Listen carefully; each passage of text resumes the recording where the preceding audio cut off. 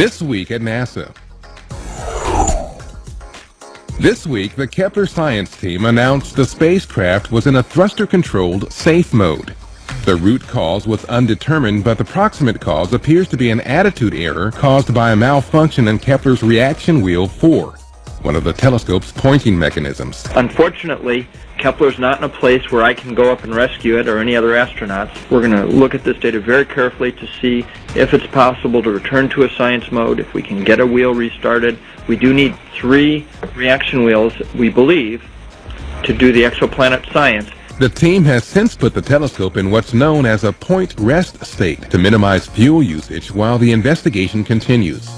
Though no decisions have been made about the fate of the mission, the team notes that even if data collection were to end, Kepler has collected substantial quantities of data that should yield a string of scientific discoveries for years to come.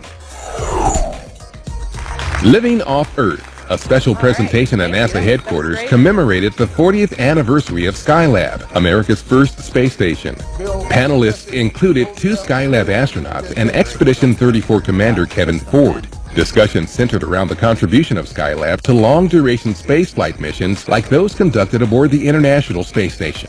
The space station was built around what we learned from the Skylab, what they put up there for us, the way the modules were sized and the way they were constructed in space and all that kind of stuff came out of what we learned from Skylab. And the lessons learned from Skylab will also help us venture farther into space on future missions of exploration, such as the recently announced initiative to send humans to study an asteroid by 2025. If NASA is allowed to continue and persist in this direction, and with the proper funding to do it, then NASA will continue to be as successful as they have been all the way from Skylab shuttle and space station as well.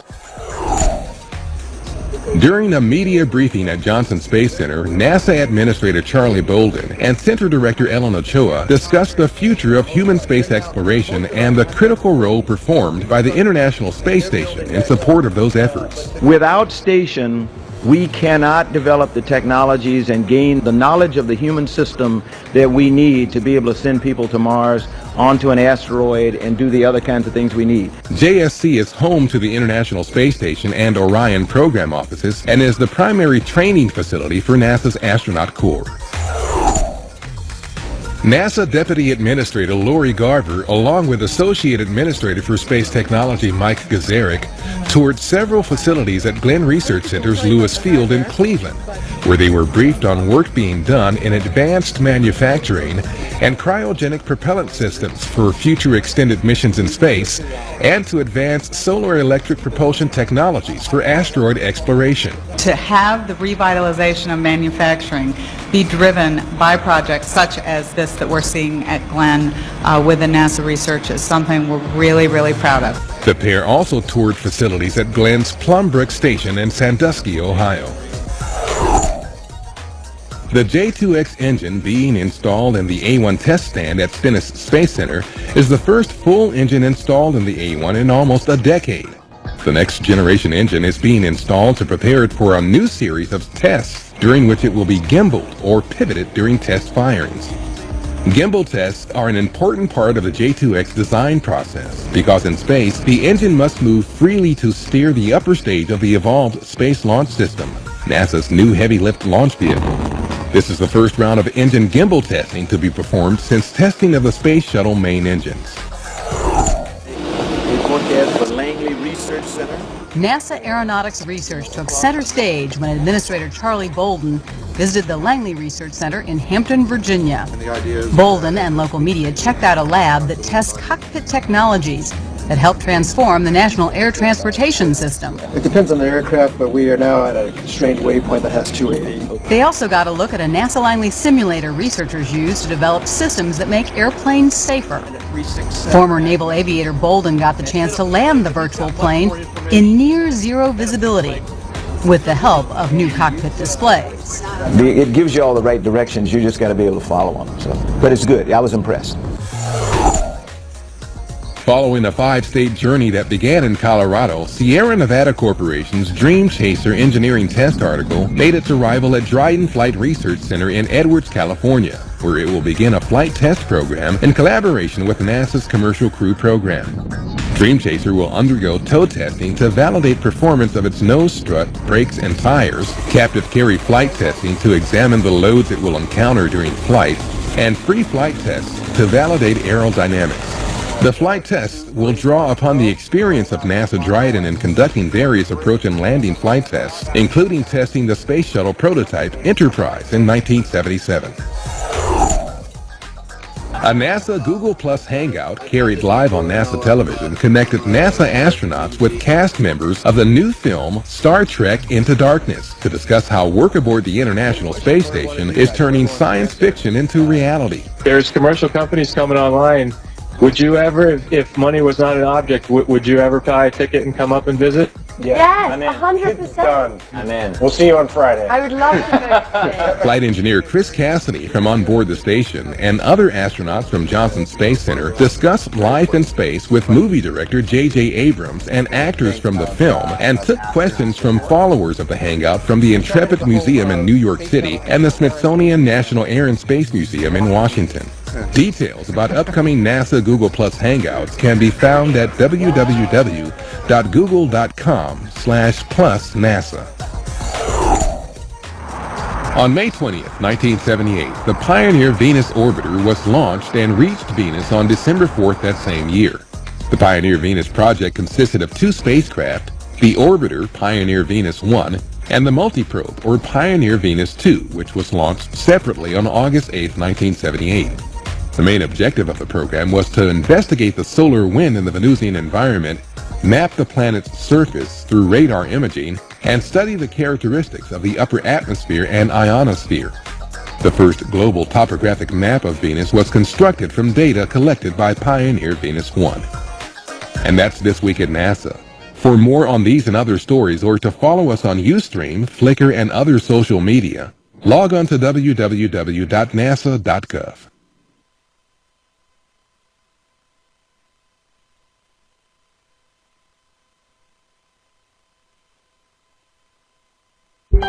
Welcome to the Sun. Though it doesn't seem to change too much to our eyes, it's a lot more active than it looks. With images 10 times bigger than HD TV, a massive amount of data, and the unique ability to see movement inside the Sun, we'll be taking an unprecedented look at how the Sun affects us.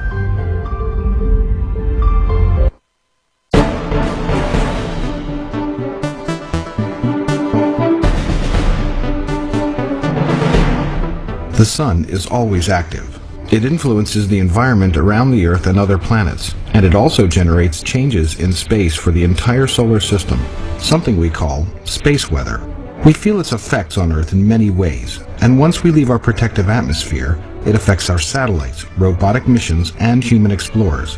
The Sun's reach goes to the edge of the solar system, and we need to understand how it works. In its study of heliophysics, NASA uses a fleet of satellites to take an unprecedented look at the Sun and how it affects us here on Earth. By taking high-resolution images of the Sun, modeling solar storms, and using multiple observatories, NASA will improve our ability to predict not only when solar storms will hit, but how they will affect our daily lives. NASA also studies how the Sun's variability affects our home. Solar storms and solar winds have a strong effect on the Earth and its magnetic field. By studying the Sun's natural ebb and flow, we can learn more about its role in creating phenomena such as the Northern Lights.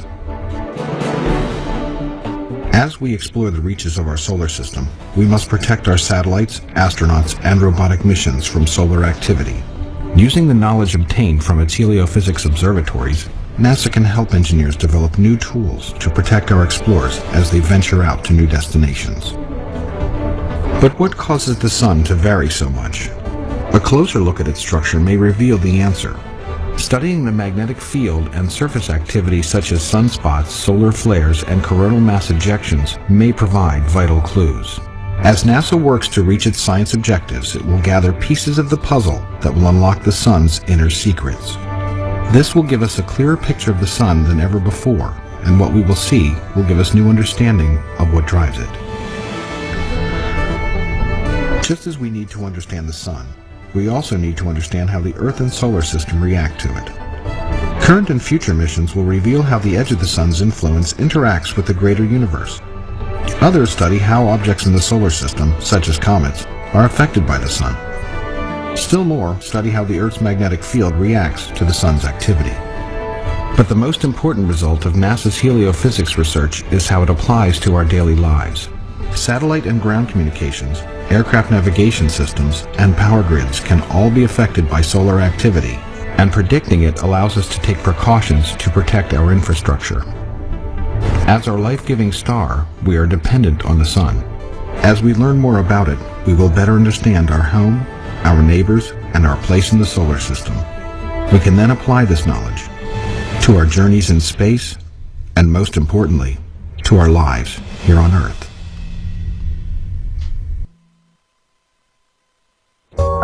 From a spyglass to satellites, our backyard to the very edge of our solar system, every culture on every continent has observed the sun. We have been searching for the answers to the mysteries of time and the seasons, the web of life on Earth, and our place in the universe. Our sun has always been more than a ball of heat and light. Our sun, through curious minds and innovative technology, has allowed us to explore how the northern lights dance and how our solar system may have formed. The sun is ours to discover.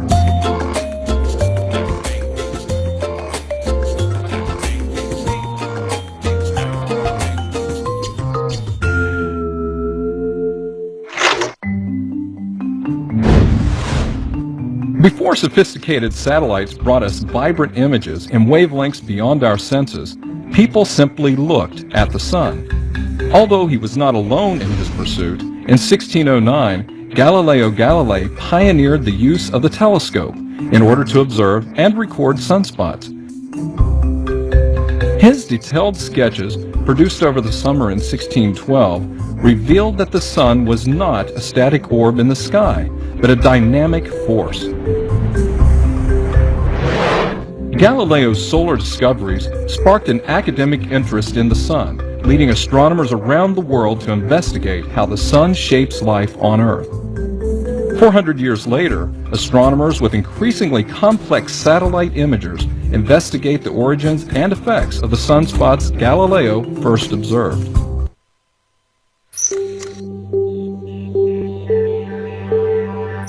The sun is different every time we look at it. Those changes in the sun we see here at the Earth as well. We call those effects here at the Earth space weather. The Living with a Star program was developed at NASA to bring together all the people who study space weather. The Solar Dynamics Observatory is the first mission of NASA's Living with a Star program. It's designed to study the sun, the root of space weather. SDO has a couple of improvements. The easiest one to think about is that we have better cameras. We take a camera that's twice as big as the best one we have in space, and we fly a whole bunch of them on a satellite. Our cameras are 4K by 4K pixels, so that's about 16 million pixels sitting on each camera. We can see images of the full disk of the sun. To see the whole sun in high resolution is better than seeing just a little bit of the sun in high resolution. If we look at a little bit of the sun and we see something happen, every once in a while we'll see that something came in from the side. So you're sitting there watching it and you say, oh, that's cool, that's what I wanted to study. How did that happen? Why did that happen? So you widen out. So now you see what you wanted to see, and you see that wave come in. But the most important thing is that we're going to take pictures very frequently. The best we've done so far, full disk images of the sun, is every 3 minutes. And we're going to take them every 10 seconds. That's a lot faster. We'll be able to see things that happen on the sun very quickly that right now we skip. We miss. It's like we look at the tops of the mountains and we miss the valleys in between. SDO will also study the amount of energy the sun puts off in extreme ultraviolet wavelengths. These are very short wavelengths that gets absorbed very high up in our atmosphere, causes the atmosphere to heat, expand, and bring satellites out of orbit.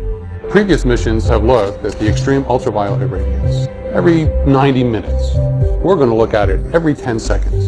And we're going to see a lot of new stuff, and we're going to learn a lot. The magnetic field is also looked at. We know that this is important because we've never understood the direction of the magnetic field before. And that's part of our research, is to figure out what's happening to the magnetic field of the sun. And by knowing its direction, that gives us another piece of information to understand where it comes from and how it gets converted into solar activity. The instruments on SDO are designed to work together.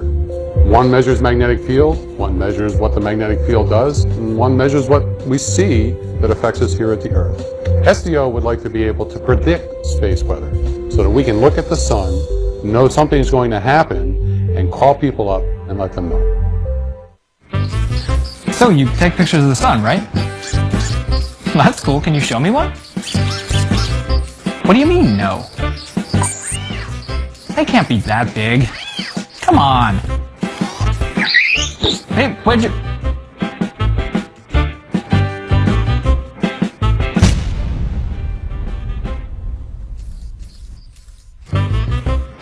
Wow. That is kind of big, isn't it? Does anybody have a truck? We need to understand the sun because the sun changes our lives every day. We all know that the sun makes the weather, but when we're flying things in space, astronauts, satellites, the sun affects them even more directly. The sun puts out what we call space weather. Space weather causes problems with our satellites, our astronauts, our communication systems here on Earth, and our navigation systems. We need to know more about how the sun works, where the magnetic field of the sun comes from, and how that magnetic field is converted into space weather. HMI is the helioseismic and magnetic imager. Very long words for something that's very useful to look at on the sun. The helioseismic refers to the sound waves that we can measure at the surface of the sun, that when we carefully analyze them, we can look inside the sun and see what's happening under the surface of the sun and even what's happening on the other side of the sun. It's much like how we use the waves from earthquakes to know where the earthquake happened, how big it was, to learn about what's inside the earth from earthquakes. At the same time, HMI will produce maps of the magnetic field of the sun. We're all familiar with the magnetic field of the earth. We use our compasses to point our way with that. On the sun, the magnetic field is much more complicated. It comes up as little tiny pieces of magnetic field all over the sun. When they get together, they can be called active regions, very strong magnetic fields, but nonetheless there's a magnetic field all over the sun. For many years, people studied only the active regions. That was the thing that people really were worried about. We now understand that you have to worry about all of the magnetic field of the sun, and that's what SDO was designed to do.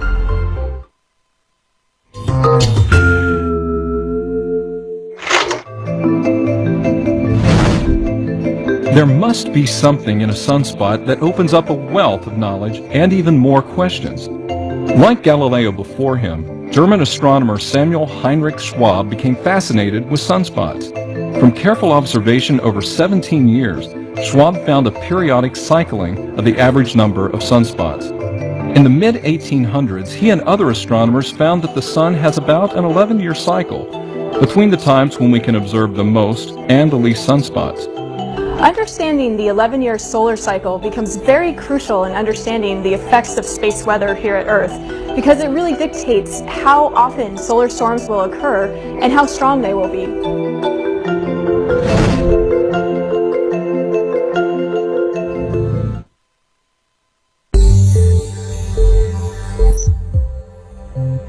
Solar irradiance is the energy hitting the Earth from the sun. We have different kinds of solar irradiance. We have heat solar irradiance, which is the infrared radiation. We have the visible light, which is what we can use to see and what makes plants grow. We also have ultraviolet light, which is absorbed by our ozone layer. And we also have X-ray and extreme ultraviolet, which is quite harmful and thankfully absorbed much higher up in our atmosphere. EVE is the Extreme Ultraviolet Variability Experiment. It will measure the solar irradiance in the extreme ultraviolet, which is very short wavelengths that are absorbed completely by the Earth's atmosphere and never make it to the surface. They also are quite deadly and can hurt people and electronics that are out in space. They cause the atmosphere to heat up and expand and bring down spacecraft. And also, it causes radio communications to be interfered with. EVE will measure the solar irradiance at these wavelengths very rapidly, about every 10 seconds, allowing us to use that for warning people about the dangers of flares, for putting them into the models that tell us what's happening to the atmosphere, and to also allow people that are doing radio communications and navigation to know that there could be a problem with their system because of what the sun just did. Well, those pictures of the sun look great, but they're huge. Is there any other way I can take a look at them? Oh, a DVD. Well, great. I'll just put this in my computer and... No, 2's not so bad, I guess.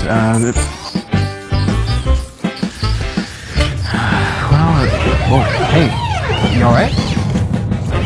What's... Whoa!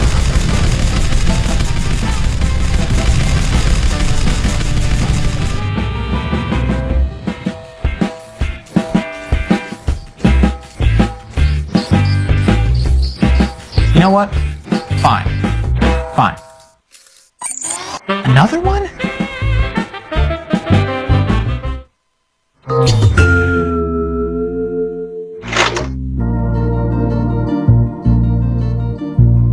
We often underestimate how beautiful a scientific discovery can be. When the Themis satellite fleet launched in 2007, the mission set out to investigate what triggers substorms. Substorms are atmospheric events visible in the northern hemisphere as a sudden brightening of the northern lights, or aurora borealis. One such substorm in March 2008 produced lightning-fast aurora with the energy of a moderate earthquake. NASA scientists found the answer to this mysterious behavior and massive energy in giant magnetic ropes. These can be as wide as the Earth itself, serve as conduits for solar wind particles which collide with the Earth's magnetic field, and charge the spectacular substorms and auroras. These ropes are evidence of a direct connection between the Sun and the Earth's upper atmosphere. It is when these ropes form and unravel that the highly energetic solar wind ignites the Earth's magnetic field and lights up the northern sky, providing a celestial dance that has captivated observers since ancient times.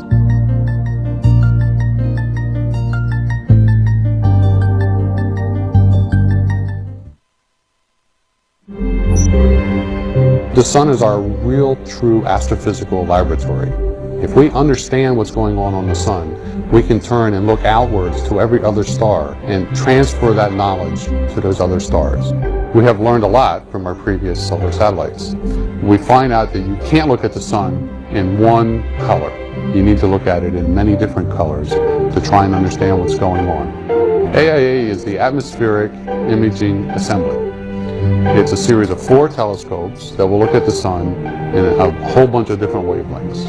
When we look at the sun with our different colors, we're looking at the sun in different temperatures, from 50,000 Kelvin, which is pretty warm for the sun, but pretty hot for us, to several million Kelvin, which is very hot. When we look at these pictures, we see these huge loops of material that come and go. Those are magnetic fields being illuminated as hot plasma tracks along it. Sometimes the field line doesn't have anything there and we can't see it. Then all of a sudden, material will flow into that field line and we'll see it illuminated against the disk of the sun. We would like to understand why that material goes up there, why does it get hot, and what happens to it when a flare or a coronal mass ejection happens, which takes some of that energy and converts it into bright light or into a large chunk of material being thrown off the sun. Yeah, so I downloaded those pictures you sent. They look awesome, but how do you take them? Oh, so you can look inside the sun? You don't actually go in, do you? Good, that's dangerous. So you're saying you can see inside the sun where things like solar storms are formed? That's pretty cool. Yeah, I had a burrito for lunch. Why? Oh, come on!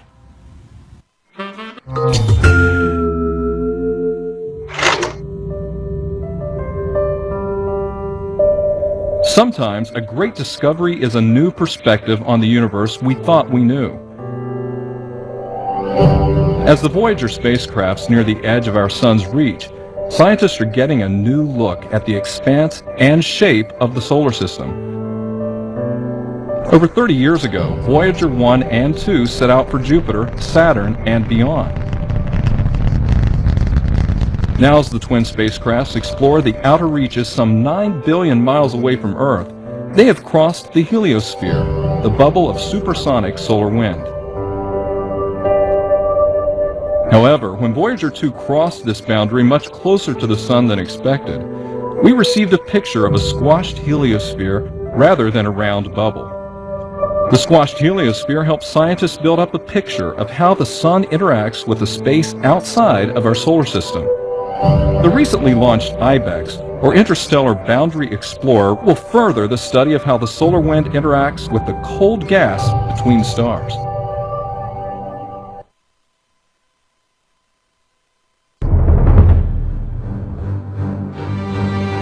My name is Angelos Vroulidas, and I'm the project scientist for the SECI instrument suite on stereo.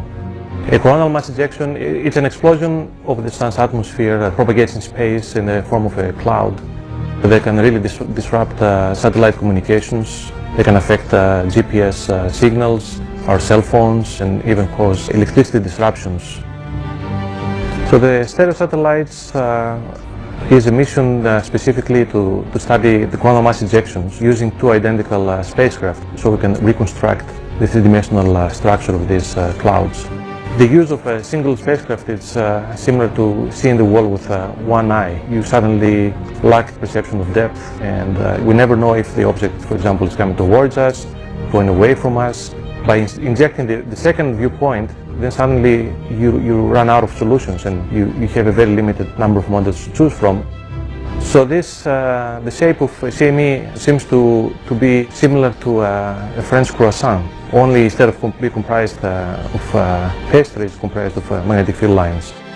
We basically have moved halfway towards solving the problem, at least in a practical manner. By modeling and getting a ground truth on the shape and the energy on the CME, we can make better predictions of when they will erupt and how violent the eruption will be.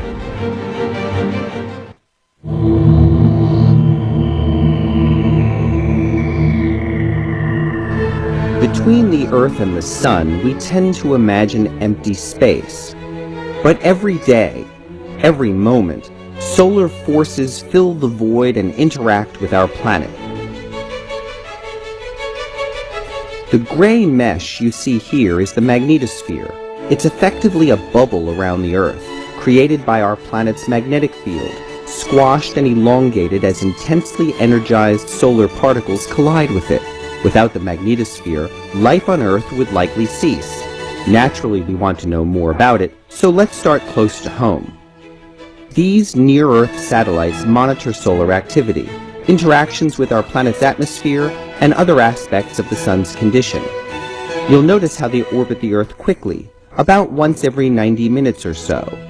Remember this, because the rate of time's passage will change as we move through the solar system. Further away, we see satellites measuring the three-dimensional boundaries of the magnetosphere as it interacts with the solar wind. And let's be clear, this is more than an academic exercise. NASA's fleet of research satellites gathers vital information. Solar phenomena can jeopardize astronauts and provoke dramatic challenges to communications systems and the electrical grid on the ground. Time speeds up as we move out. More space between objects means we have to travel greater distances, and our tour of the heliosphere only lasts a few minutes. While we're traveling, take note of something you might not have considered before. Not all orbits look the same. In close, satellite paths essentially circle the Earth. But farther away, we begin to encounter a wider variety of orbits, designed for varying purposes. The cluster vehicles are on a high elliptical flight path. GeoTail makes a lazy loop all alone. The two stereo satellites fly in relatively close formation, but they won't stay that way for long. I'll show you how in a moment, but the point is, navigation out here is harder than it looks. A vehicle can't simply fly from place to place, but for some missions, like stereo, precise position makes all the difference. Why? The two stereo satellites will deliver 3D pictures of the Sun, similar to the way your two eyes perceive 3D. Remember I said to keep an eye on stereo's flight path? Watch as one of the two stereo vehicles intercepts the Moon's orbit a second time. Here it comes. As they close the distance, the spacecraft uses the moon's gravity to execute a cool maneuver, like a roller coaster zooming up and into a corkscrew just after hitting a big drop. Now the vehicles are headed to their final orbits. Tight loops around the Earth, loose orbits out into space, bank shots off the moon. There are many ways to travel from place to place, but sometimes travel is not the goal. Sometimes it pays to park. Welcome to a Lagrange point. This one, L1 in space speak, denotes a relative position between the Earth and the Sun, where the gravitational pull of each object is in approximate balance. These so-called halo orbits around L1 make good places for hovering spacecraft to take observations of either the Earth or Sun. We find a number of observatories patrolling out here, including an extremely famous and extremely successful solar observatory called SOHO. Notice how L1 exists well in front of the magnetosphere. This part of the solar system is fully bathed in the solar wind, without the protection of Earth's magnetic shield.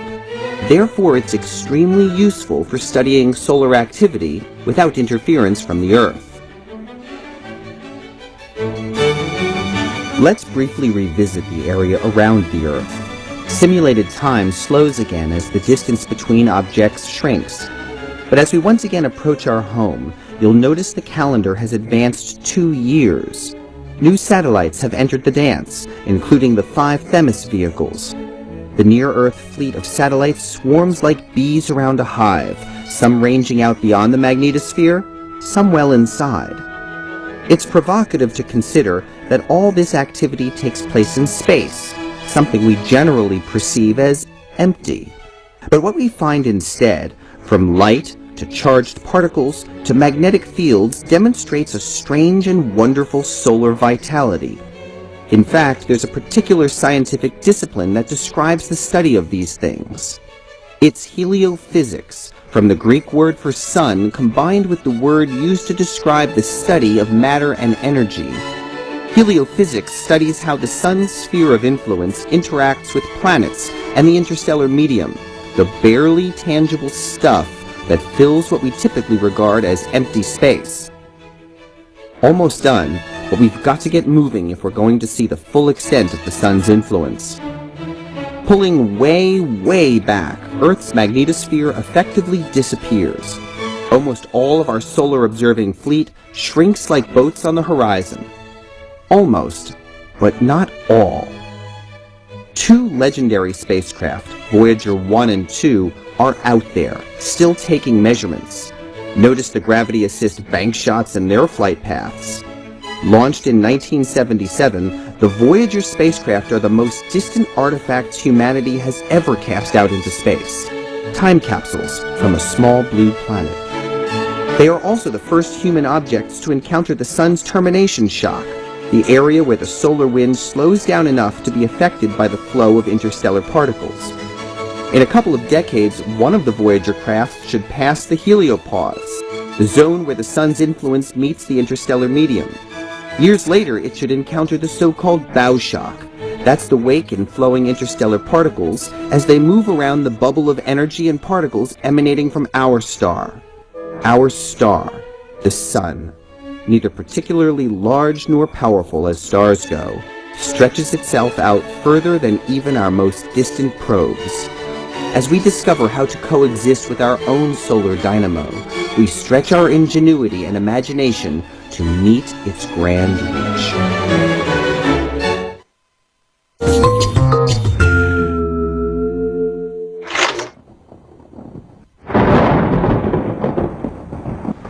It's hard to imagine weather being more than rain on our weekend or ice on our roads. But space weather can affect the globe, especially in the way we communicate and power our world. Space weather is the environmental conditions outside of our planet, originating from the massively energetic output of the sun. The solar wind is primarily comprised of protons and electrons. They're streaming outward from the sun at speeds of up to 1 million miles an hour, and they are constantly bombarding the Earth's magnetic field. Satellites have been launched to study solar wind, solar flares, coronal mass ejections, and other behaviors of the sun. These phenomena impact our atmosphere, sometimes with devastating force. So space weather includes power outages in high-latitude power grids, includes disruption of spacecraft, it includes radiation that can harm astronauts in space. With any weather, prediction is the goal. These missions will all add to the understanding of what it means to truly live with a star.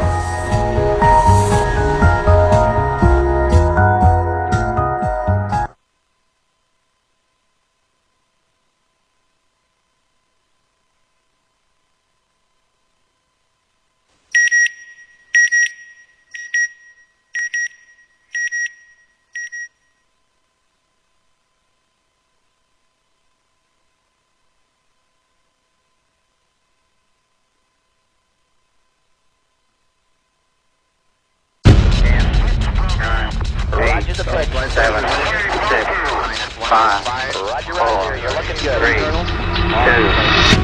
2. We are the explorers. We have a need to find what is out there. It is a drive inside each and every one of us. The drive to wonder, to push the boundaries, and to explore.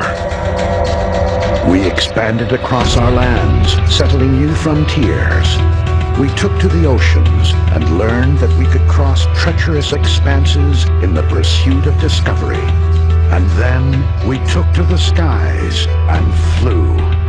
But that wasn't enough. We left the planet and redefined what was possible. We flew in space. We walked in space. What once was a melodramatic flight of fantasy became reality. Then, a new generation of spaceships captured hearts and minds for 3 decades and helped build a castle in the sky that is our lasting home in space. We have always looked up. For centuries, we wondered what was on the other side of the sky, and we have begun to answer that question. We have learned that all the exploration humankind has achieved is only a beginning. Right now, men and women are working on the next steps to go farther than we have ever gone before. New vessels will carry us, and new destinations await us. Everything we have ever accomplished leads to this moment in time, where exploration will now take us to the planets and the stars. Our nearest neighbors in the night sky have beckoned us, invited us, dared us to reach for them. We are the explorers. Throughout our history, we have taken both small steps and giant leaps in that pursuit. Our next destination awaits. We don't know what new discoveries lie ahead, but this is the very reason we must go.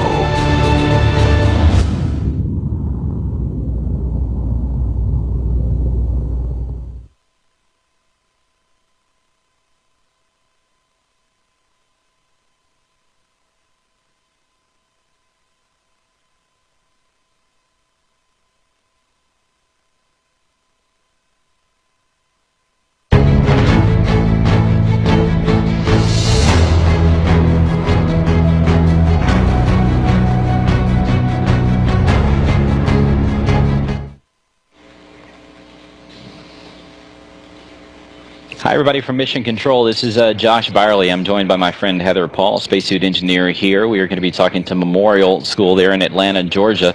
I think we have quite a number of students here. They're going to be talking to Heather about all sorts of things. So if you guys are ready, we're ready for your questions.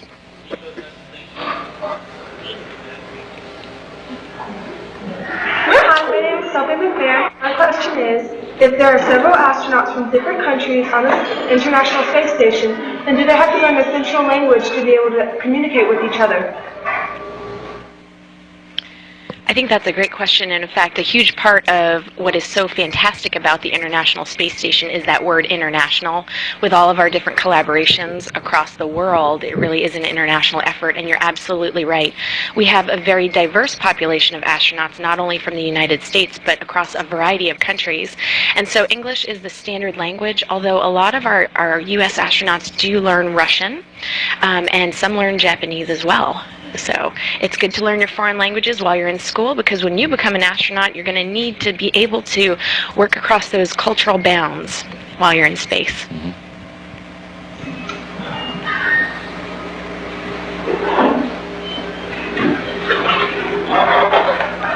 Hello, my name is Makai Stevens McGlam, and I want to know that how detectable is a leak in a spacesuit? I don't think I quite heard that question. How detectable is a leak in a spacesuit? I think that was it. Yeah. Okay, that's a very good question and a really important one, because the spacesuit is basically like a big human-shaped balloon that's keeping you alive during your spacewalk, and so you definitely don't want to get any leaks or rips or tears. But if you were, we have all of these sensors that are kind of monitoring the health of the spacesuit, and so if there was any kind of a leak or a tear, those sensors would detect it, because you'd feel, or the sensors would detect that change in pressure. And we have emergency oxygen, a separate oxygen tank that's high pressure. And so if the sensors kick that on, basically it floods the spacesuit with high pressure oxygen, and an astronaut could survive for approximately 30 minutes, and really what he or she would try to do is get inside as quickly as possible. Yeah, it's a good question.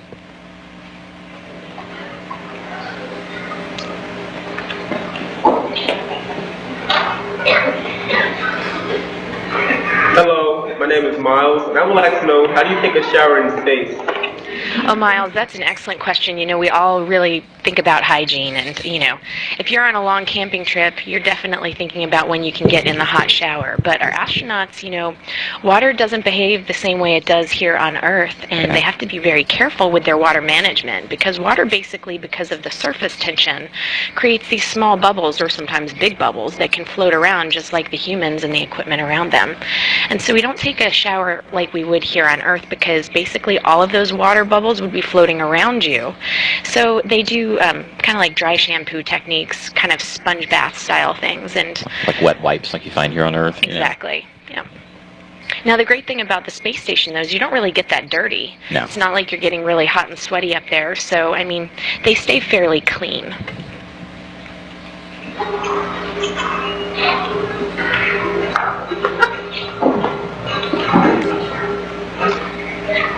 Good afternoon. My question is, so you know how they say you're in the free fall and you're already floating in the air?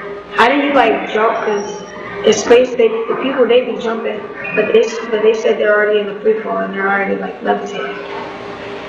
So basically, because we're free falling in space, I guess it's more about how do you jump and do things like that. Well, when we're in space, we train our astronauts to really be very careful with how hard they push off of the walls or the floors. And in fact, there really is no up or down, ceiling or floor. And we call it fingertip forces, really just very light touches to move in any direction, because you're free falling and you're in that microgravity environment. It really doesn't take a lot of effort to move yourselves around.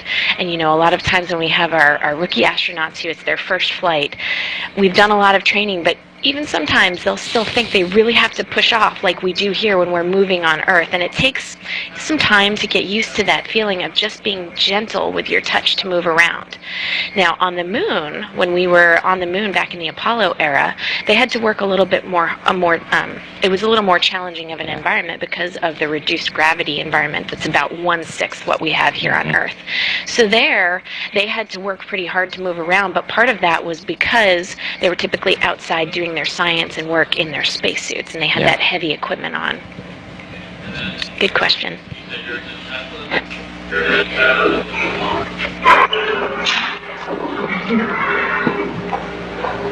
Hi, my name is Emily, and I need to know that if there is an emergency, is there a place for them to go, or what would happen? Excellent question, Emily. You know, NASA really thinks a lot about the safety of our astronauts, and you know, something could go wrong, just like we have things that go wrong here on Earth, and we have to have little safe havens to go to. In the International Space Station, we do have an aircraft that they could climb into if they need to evacuate. They have a lot of different procedures, but the first thing that we always try to do is figure out what has actually happened, and the astronauts are really well trained, and we've got a great set of flight controllers here that are trained and ready to support in case of an emergency. But absolutely, there is a vehicle that they can climb into and evacuate if they need to. And there's three big emergencies they really train for a lot. They do drills. It's fire. If there's some kind of fire on board, there's depressurization, like the leak we talked about before, and some sort of toxic, if there's something, you know, nasty that gets released inside there. Those are the three big things that they really do sort of train over and over for and get ready to go if they had to. It's a good question. Thank you.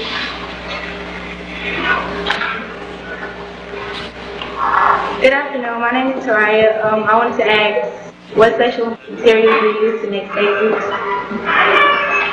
I don't think I heard that question. Yeah, can you say that again a little bit louder? Speak louder, like I'm talking. Project your voice, baby. What special materials do you use to make spacesuits? Oh, good question. Awesome, that's a great question, and actually I have some spacesuit pieces with me today. So, well, let's start with what you wear on the inside of your suit. And you know, our astronauts are working outside on a spacewalk for anywhere from 6 to 8 hours at a time, and it really is like exercising the whole time. And you know, when you exercise a lot or you're in your gym classes, you start to get a little hot and sweaty. So we want to make sure that the astronauts stay nice and cool inside of the suit, and so we put you in a stretchy undergarments. I like to call this your spacesuit underwear, because you wear it under your spacesuit. And it's a big cooling garment, kind of like thermal underwear, like you'd wear if you were going skiing. Spandex, so it sits nice and tight across your skin.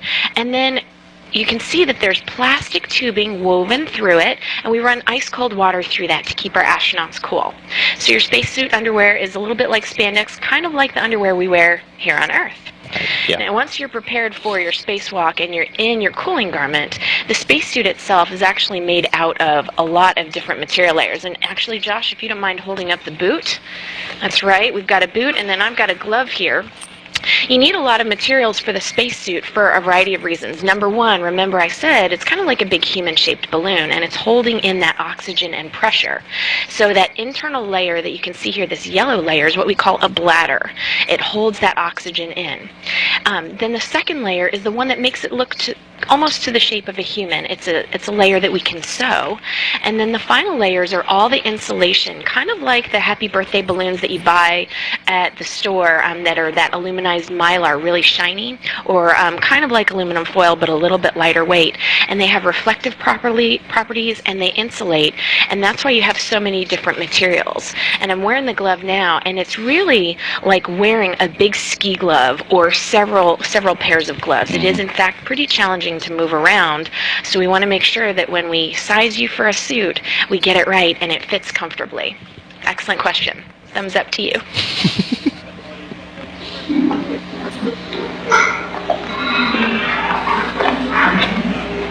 My name is Christopher English. My is the International Space Center and space got hit with asteroid or meteorite, what would the astronauts do? If the International Space Station was to get hit by a meteorite, what would our astronauts do?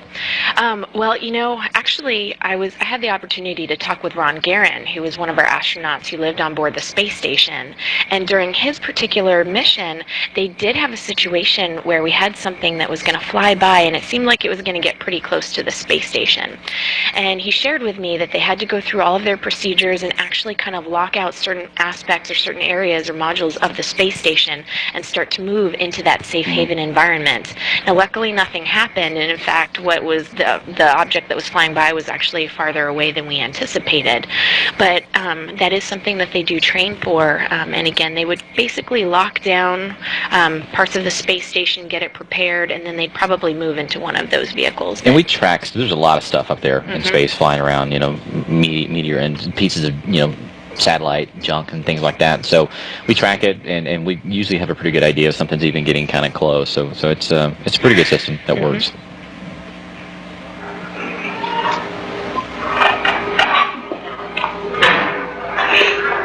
Hello, my name Imani Williams, and my question is, what is the special training that people behind the scenes of astronaut do?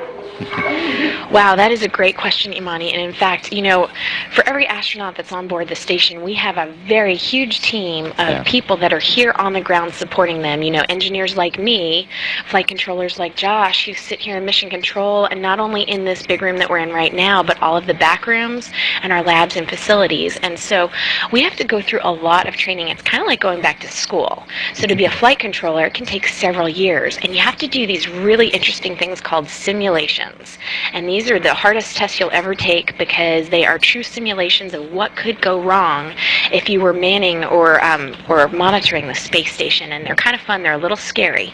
But once you pass all of the written tests and you work through your simulations and you really pass a lot of exams, so to speak, then you get certified to be a flight controller. Now, engineers like me who aren't necessarily certified to be a flight controller, we still work in the back room supporting the folks that are here in the Mission Control Center, and we're kind of the hardware providers. So the people who are monitoring the health of the spacesuit or monitoring the equipment on the space station, we go through kind of a different type of training where we run a lot of our own chamber tests and evaluations. So my particular engineering team, we have a lot of different chambers that can either simulate the temperatures on the space station, the vacuum environment of space, or a combination of the two. And so we do a lot of testing of our hardware, and that's how we train for our missions. And one thing you guys should know, if you ever want to come work for NASA, we take all kinds of people. So whatever you want to study in college, just go for something that you find interesting that you want to. Heather's background's engineering, mine's communication, so she had to do a lot of math and science. I'm not very good at math and science, so I had to do a lot of writing and things such as that. So it takes all sorts of people to make this huge place kind of work and support the space station and everything else that NASA does. So we take all types. Thank you. You're welcome. Good question.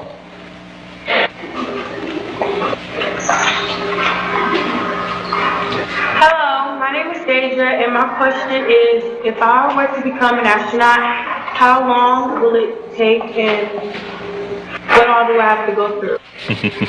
Wow, okay, well, just like I talked about, it's like going back to school to become a flight controller, to sit in the Mission Control Center. When you're an astronaut, the first few years, you are really, it's like you're back in school, but the school is pretty fun. You know, you get to train in our mock-ups, you get to meet engineers just like myself and work with all different kinds of people and learn about the different systems on the space station. And you also get to do a lot of emergency things. They teach you all about survival aspects. In fact, they go camping and they have to learn how to do all kinds of survival aspects, and so it's really fun. So those first few years, you're really just learning how to be a good team member, learning about survival, learning about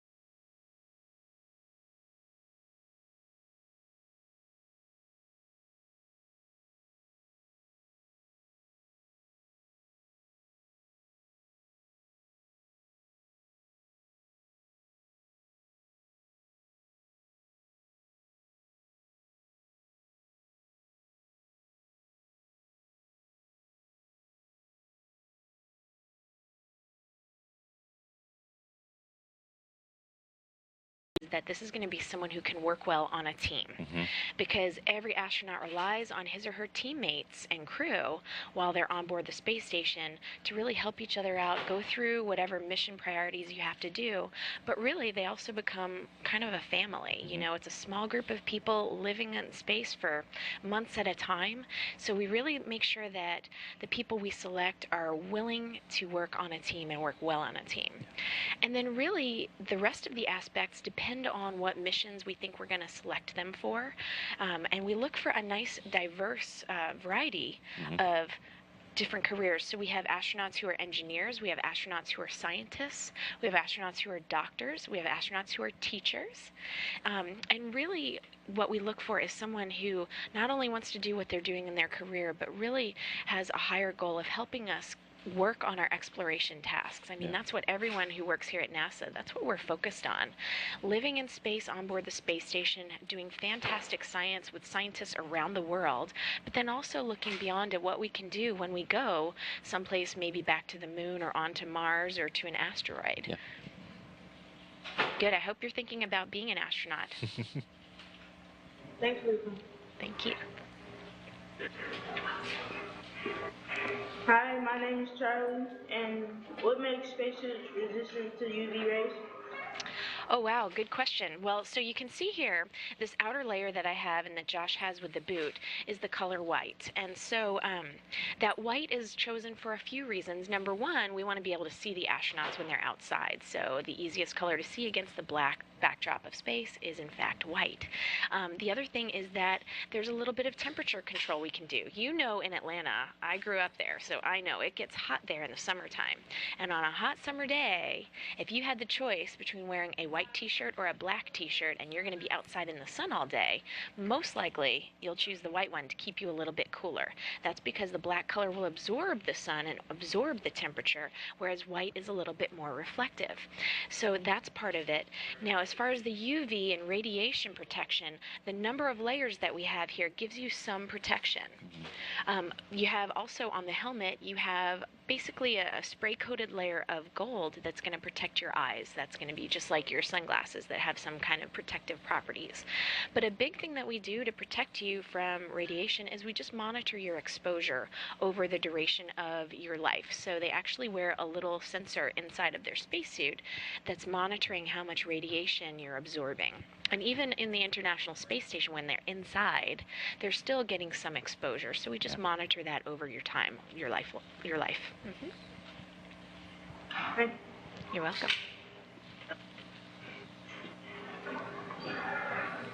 My name is Ben, and I was wondering, what does the astronaut's daily schedule look like? Wow, that's a good question. An astronaut's day schedule on the International Space Station, I'm guessing. Well, one thing you need to know is that there's somebody here in Mission Control. There's all sorts of people that do different jobs here in Mission Control, and one of them is called the Ops Planner, and they sit right back over here, kind of close to where we are.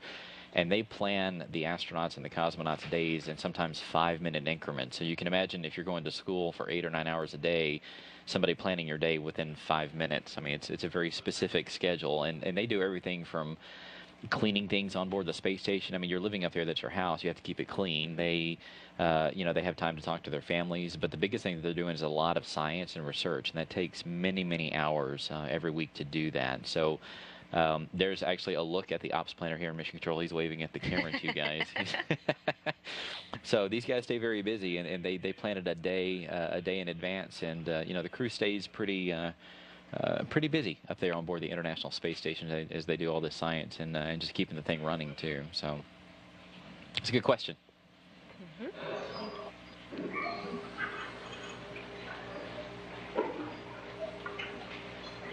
Hello, my name is Ezekiel, and when you're in a spaceship when you pour water to drink it, and the water becomes a bubble, can the water still evaporate? That's a great question. You know, I talked earlier about how the surface properties of water, the surface tension, makes the water molecules all kind of stick to each other, and they become these really cool bubbles. And I know the astronauts like to have fun with that sometimes with their water and their juice drinks.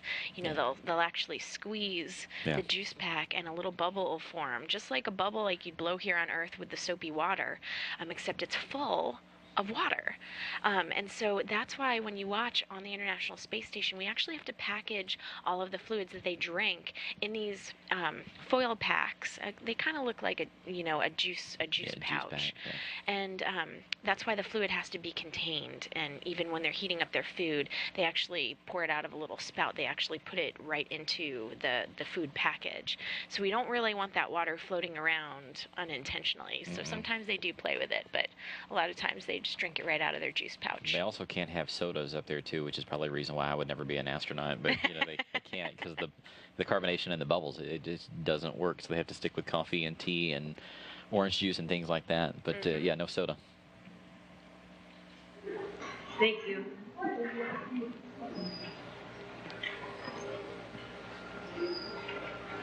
Hi, my name is Miles Gordon, and I wanted to know, are there alternate power sources on the International Space Station? That's a good question. Yeah, there are a lot of power sources on the space station, in fact. So the big solar arrays are a big power draw. We also have a lot of batteries. I mean, we use batteries in the spacesuit, but then you're kind of on your own independent system. And in fact, for future exploration, we're looking at a variety of different power systems, not only batteries or solar arrays, but maybe things that are regenerable systems. So power is a big thing we have to think about. The batteries are huge on board the International Space Station, and like Heather said, they've got these huge solar arrays that are just enormous. I mean, they're bigger than a football field, really, from top to bottom. But it still has to have batteries, because the space station is only in the daylight a certain amount of time, and then it's in the dark. And when it's in the dark, obviously the sun's not there, it's not gathering energy, so it has to really rely on those batteries that are out there that have been charged during the previous. It does it 16 times a day. So basically, whenever the space station is in the nighttime pass, it has to rely on those batteries to power everything on board. So it's kind of a whole very fancy system to keep this thing running. Thank you.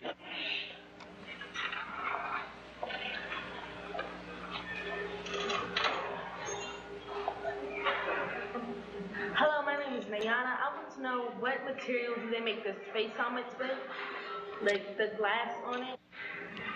Very good. Well, it's actually not made of glass at all.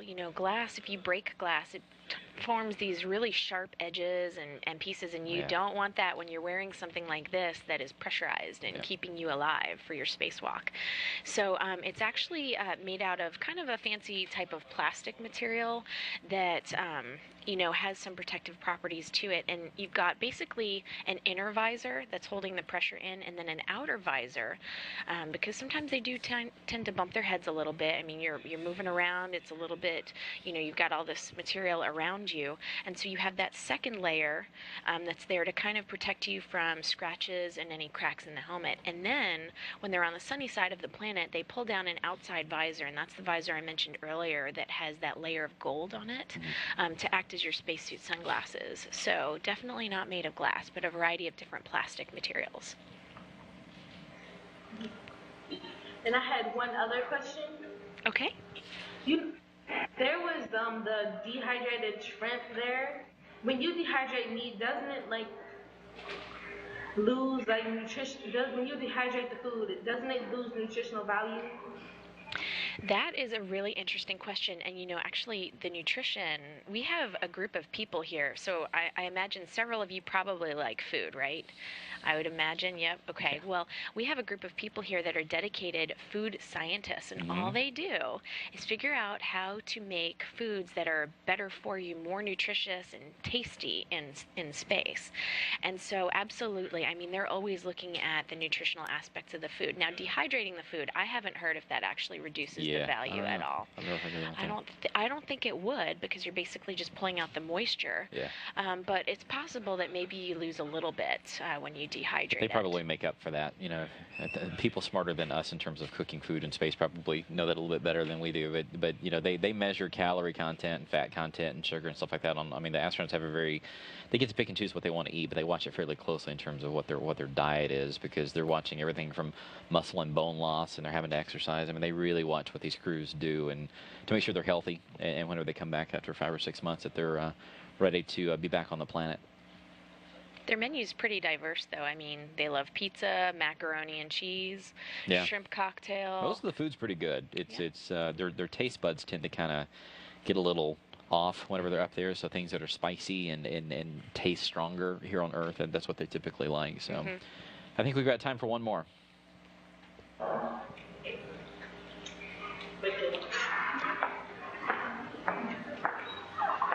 my name is Comfort. I want to ask, is it true that you're actually going to create a city in Mars?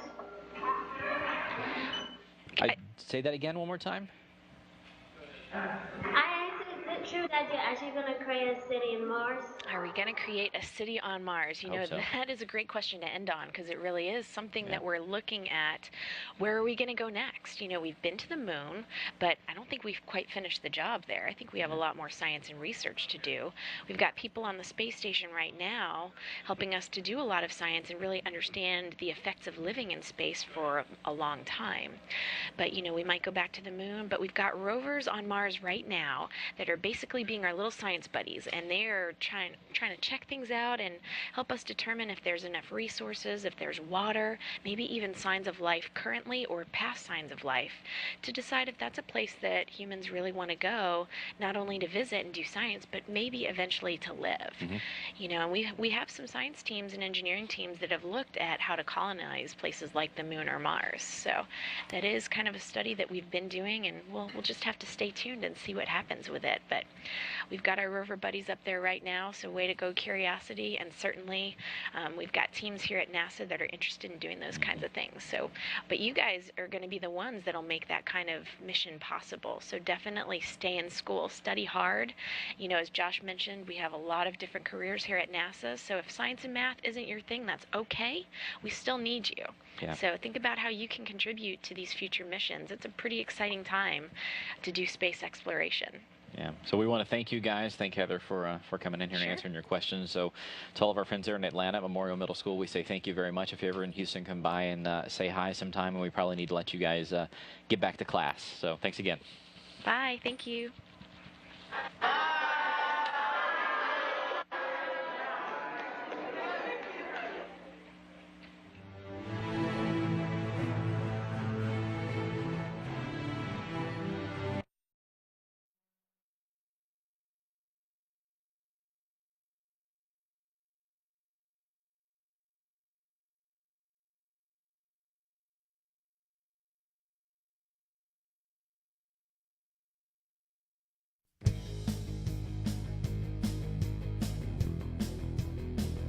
Science, technology, innovation, education.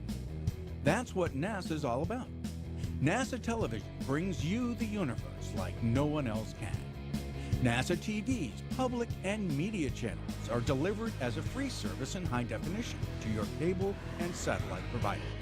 Our education channel remains in standard definition so that schools and museums can continue to receive it. If you want to receive NASA TV in full HD, contact your service provider and let them know. NASA Television, bringing the universe to you in HD.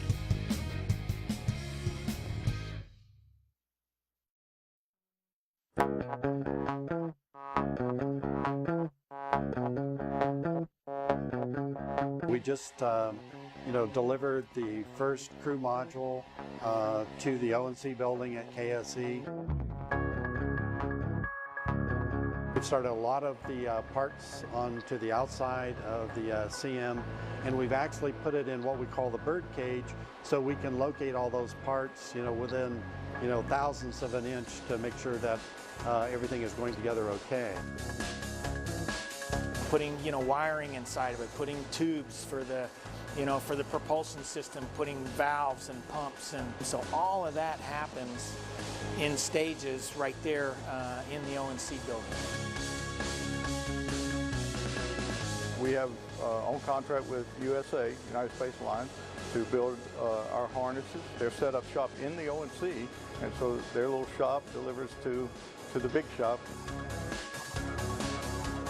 EFT1 will test some of our high-risk areas, and one of the high-risk areas is the thermal protection system. So the material's got to be different. It's got to be able to take and withstand this energy. Thermal protection is very difficult in re-entry vehicles to test and to model. I mean, really, you have to fly it to really understand what's going to happen.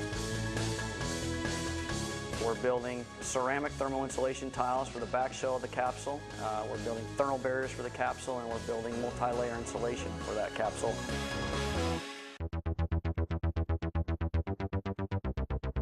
I'm the heat shield design lead. So we're designing and building the heat shield for the future Orion missions. The EFT1 heat shield is unique in the way that we have to machine the entire surface. The heat shield right now is in our big 20 by 20 router. It's a 5-axis router, and right now it's machining the interior bowl, if you will, of the heat shield. To cut out that heat shield on the router, it could take weeks of machine time running multiple shifts. It's the biggest heat shield ever constructed. The other component is the heat shield skeleton, so that's the piece of the titanium substructure, the backbone that makes up the carrier structure itself. Another unique thing is all the hand drilling that we're doing. So it's not automated by a router in this case, and it all has to be hand drilled by technicians on the inside. Yeah, all the pieces come pre-machined. And a lot of pilot holes in it. 200 plus titanium parts, all match drilled together. So we have a tool that puts all the pieces in the right spot, and then we drill and high lock them all together. MCC is transforming from supporting Space Shuttle and Space Station to a platform that will support Space Station and MPCB or Orion. In order to adapt for the future, we need to go to a more modern system. I'm a flight controller, so I'm helping prepare the ops portion of this flight test. KSC will operate the vehicle all the way up until launch. We'll operate the vehicle until splashdown, and the recovery forces come in and take over after that. This is the test to prepare us for EM1 and EM2 and the execution of those flights. And those flights are what's going to get us back to lunar altitude or beyond. So just this being part of the stepping stone of a huge milestone in a program is exciting.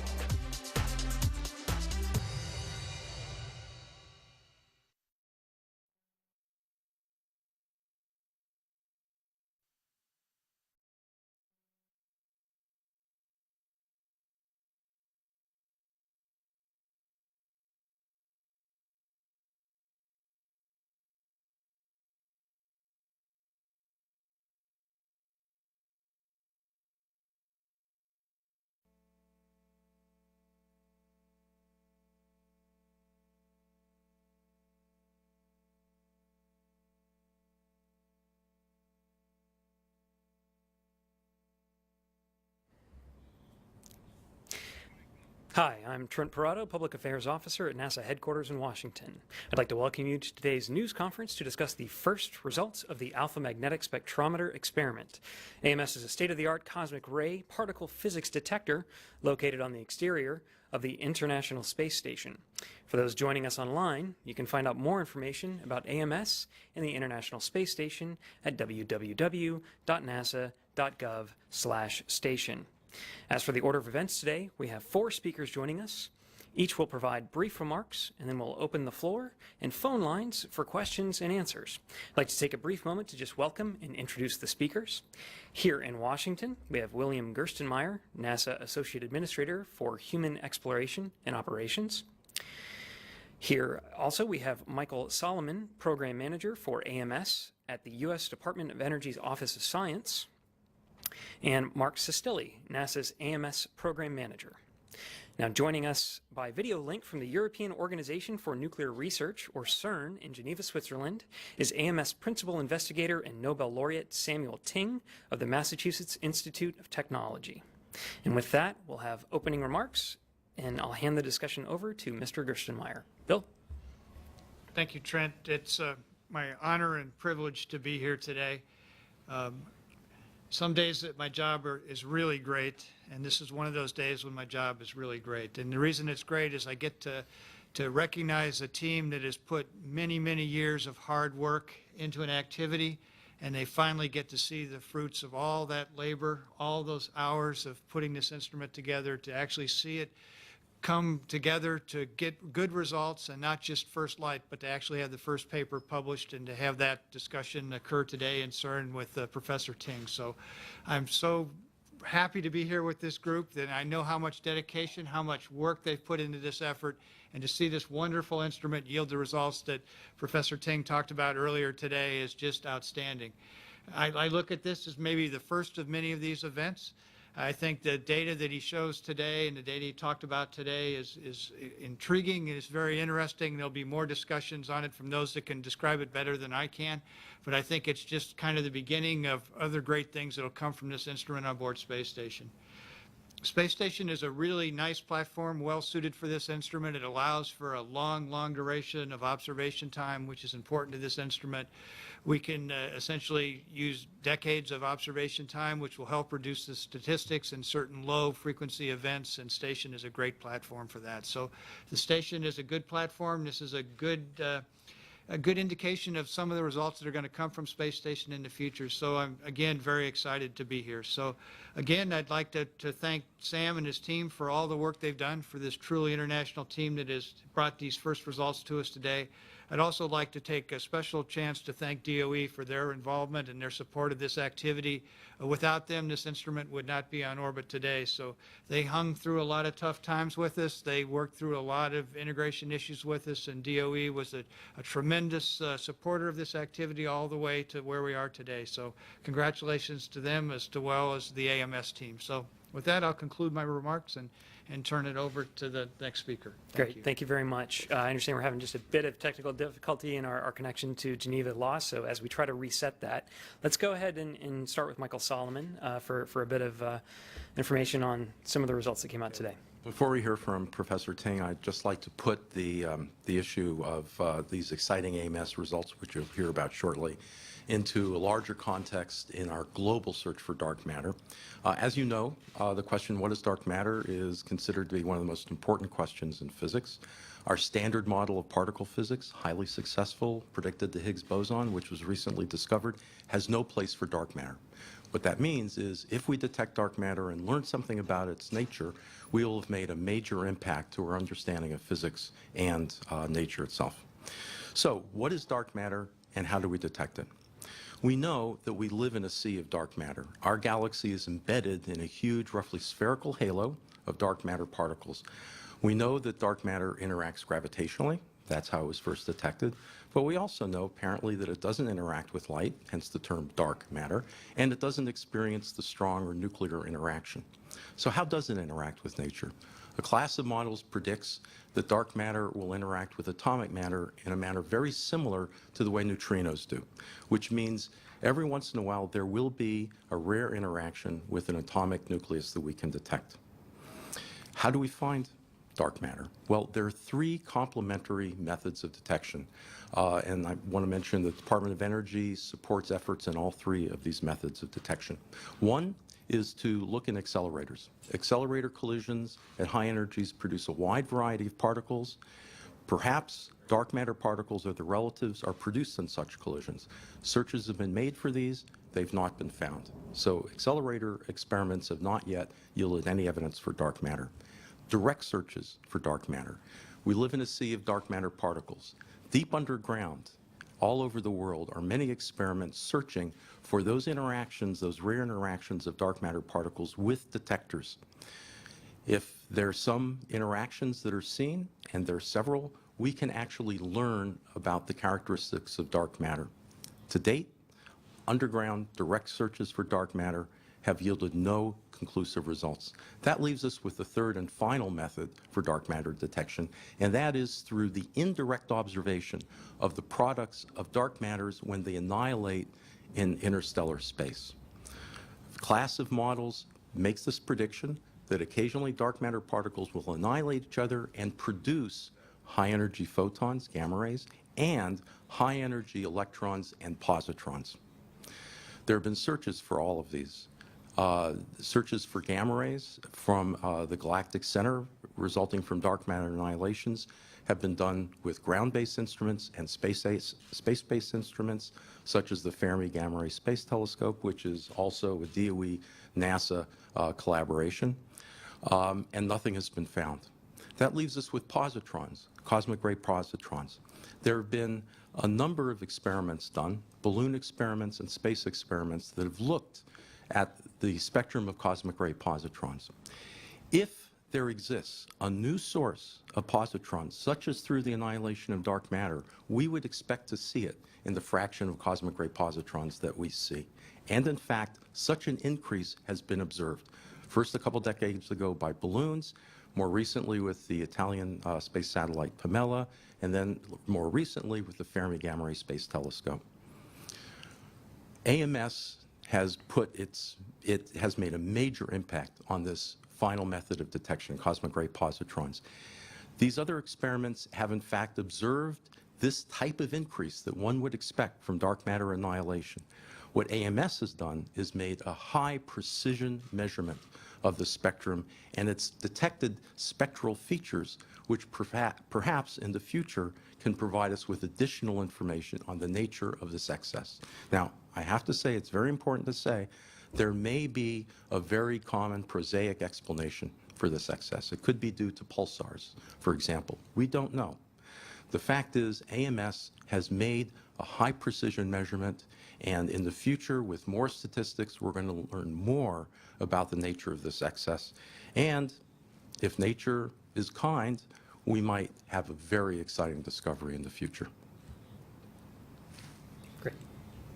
Okay, thank you very much. By the way, excuse me, I'm sorry. I would like to take this opportunity to congratulate the AMS International Collaboration on producing a flawlessly performing experiment, and I would also like to thank NASA for its superb performance in getting the AMS onto the International Space Station and helping with the continued operations. Thank you. Great. Thank you, Mike. We'll continue here in Washington with our next speaker, Mark Sestilli. Mark? Could I have the next image, please?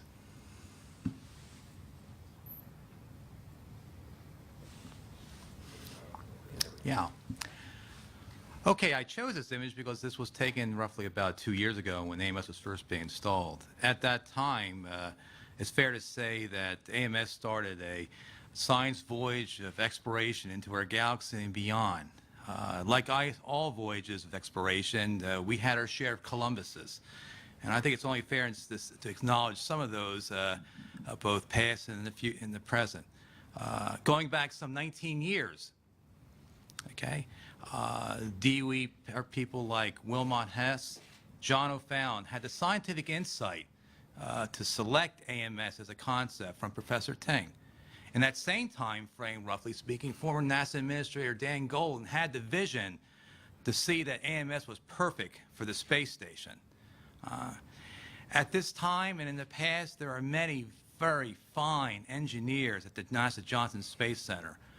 Trent Martin, Ken Bolwig, Chris Tutt, Tim Urban, Phil Mott, many others, okay, whose tireless dedication over many, many years made AMS possible, and was made possible the ability to take an experiment that prior was done in vast underground facilities, okay, and then be packaged and be able to be put on the space station, okay. At the Kennedy Space Center, okay, again, many fine engineers that worked for many, many months to take the AMS and its very unique set of handling requirements and prepare for the space shuttle ride. At the Marshall Space Flight Center right now, as we speak, a team of dedicated engineers are working to keep AMS operational and coordinate the AMS with the control center at CERN. And we can all take pride in what they are doing. And as Michael said a moment ago, we're looking essentially at a glimpse of the future here. And make no mistake about it, there will be other glimpses from AMS in the future to come.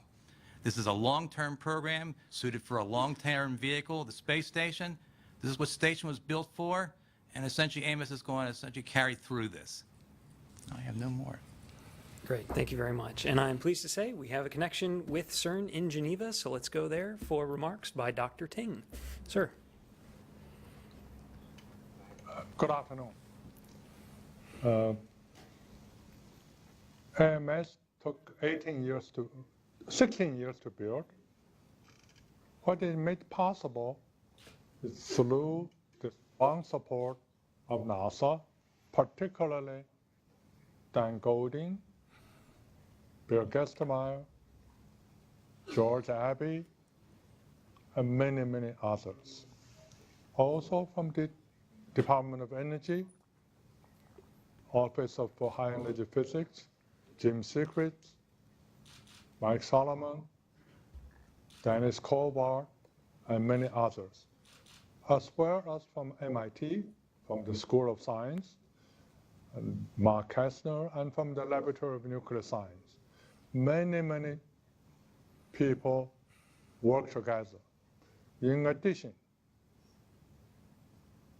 physicists from Germany, under the leadership of Professor Scher, Professor Lucas Meyer, from Italy, Professor Roberto Battisto, who did an enormous amount of work for AMS. From Switzerland, Maurice Bourquin. From Spain, my good friend Manuel Aguilar. And from Taiwan, S.C. Lee, and also from many universities in China, in Russia, in many, many countries. The observation of rise of positron fraction has existed for 20 years. What AMS has done, what I reported today, is looking at this rise with a fine microscope, with a very good resolution and high statistics. I've been, as I said today in my talk, I've been doing physics in accelerator for many, many years, and seldom anyone in accelerator to do a 1% experiment. To do an experiment in space with an accuracy of 1%, it's really quite difficult. It's really made possible because of the existence of space station, because of support of NASA, from CERN, and from the participating countries. So this is a very happy day for all of us. As I mentioned before in my talk, we now discover many features of the rise of the spectrum. In a short time, the higher energy points, how they behave, how they drop off, how quickly they drop off, will be revealed. Many people ask me in my lecture today why I don't announce it now. And the answer is very simple. I cannot control statistics. It really depends on how long it took us to get enough events to make a definitive statement. We, of course, at the same time, measure many other things, such as electron spectrum, positron spectrum, proton spectrum, helium spectrum, nuclei spectrum. So there will be enormous amount of data that's coming out very soon. But I do want to take this opportunity to thank NASA again, and particularly Mr. Gerstenmaier and Trent Martin, Mark Sustelli, and Kim Bowey for make this possible. So I'm happy to answer any questions. Great. Thank you very much, Dr. Ting. So before we begin the Q&A, just a quick reminder that you can find out more information about AMS and the International Space Station at www.nasa.gov/station. You can find the ways to connect with us on social media and follow the conversation there at nasa.gov/connect. So we'll now move on to the question and answer session. A quick reminder for those in the audience, just please wait until we get a microphone to you. Please identify yourself and your media affiliation. For those joining by phone, you can signal the operator that you have a question by pushing the *1 keys on your telephone. And I understand we have our first question by phone from Seth Bornstein of the Associated Press. Go ahead, Seth. Yes, thank you so much. This is for Dr. Ting, or maybe if he can't, if there's an issue, Mr. Solomon. I guess trying to compare the differences between these results and Pamela and the results between this and Pamela and Fermi, is it fair? I mean, these aren't the first results, obviously, that show what would be the footprints of dark matter, or a more prosaic answer. Are these, I know they're more precise. Do they add more heft? I mean, why are these more important than the other ones? Are they more substantial, more significant? I guess that's what I'm trying to get. Why is this better data than... Does this bolster the case for dark matter? You know. Shall I answer this question? Can you hear me? Yes, I can. Yes. I can only comment on AMS experiment. It has an accuracy for most of the data of 1%. And it has a statistics unmatched by any other experiments.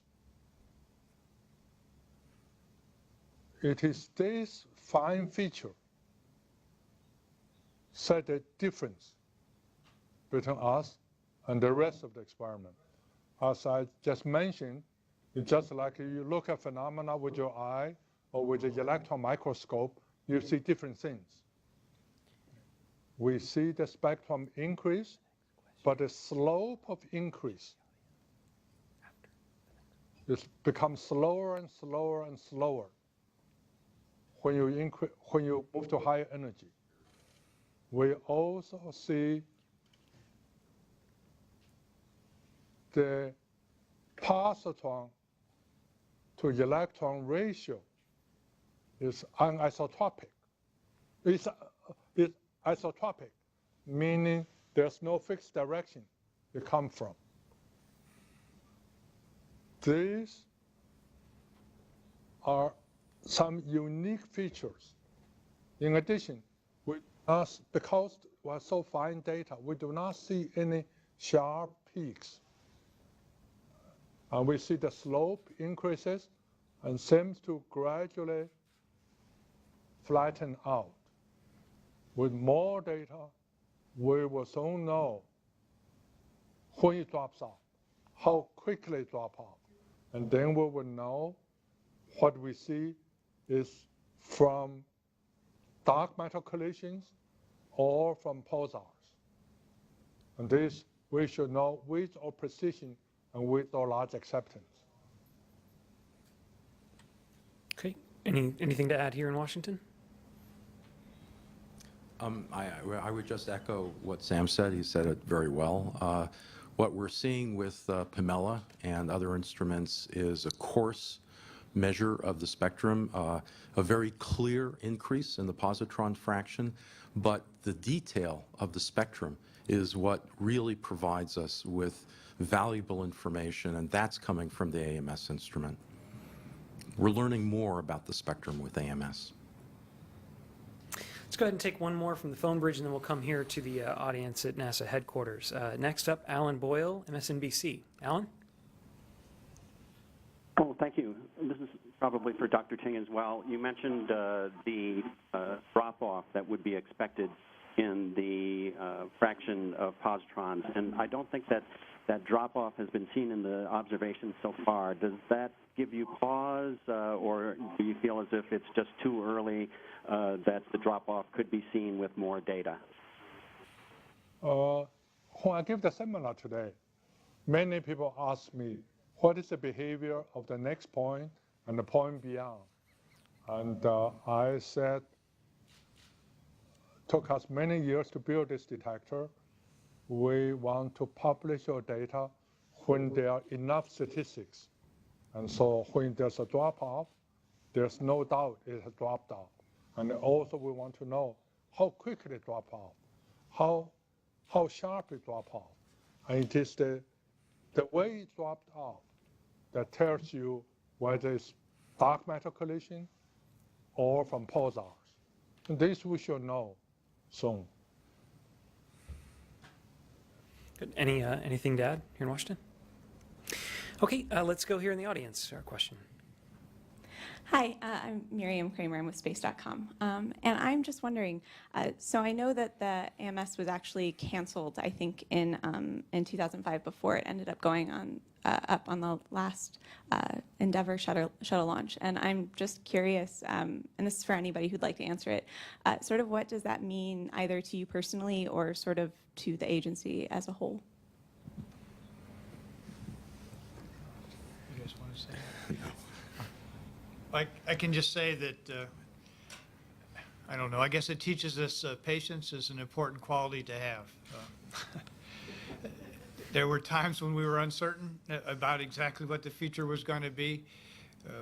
We knew the quality of science was pretty strong and was pretty important, and the team hung in there, as I described earlier, and kept kind of pursuing their passion, their dreams, and pretty uncertain and turbulent circumstances, but they kept moving forward, all the teams, and eventually things worked out and we got the instrument on orbit and you get to see the results today. So I think there's probably a message to all of us when it looks kind of dark and doesn't look like there's a clear path forward.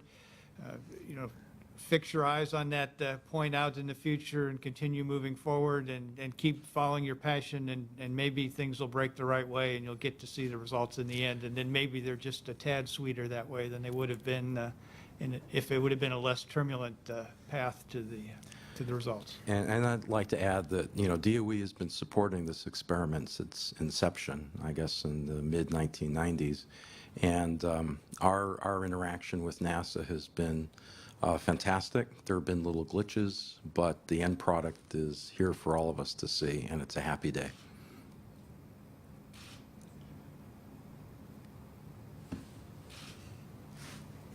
Good. Dr. Ting, sounds like Dr. Ting wanted to add something? Yeah. I just want to mention we were moved off the manifest in October 2005.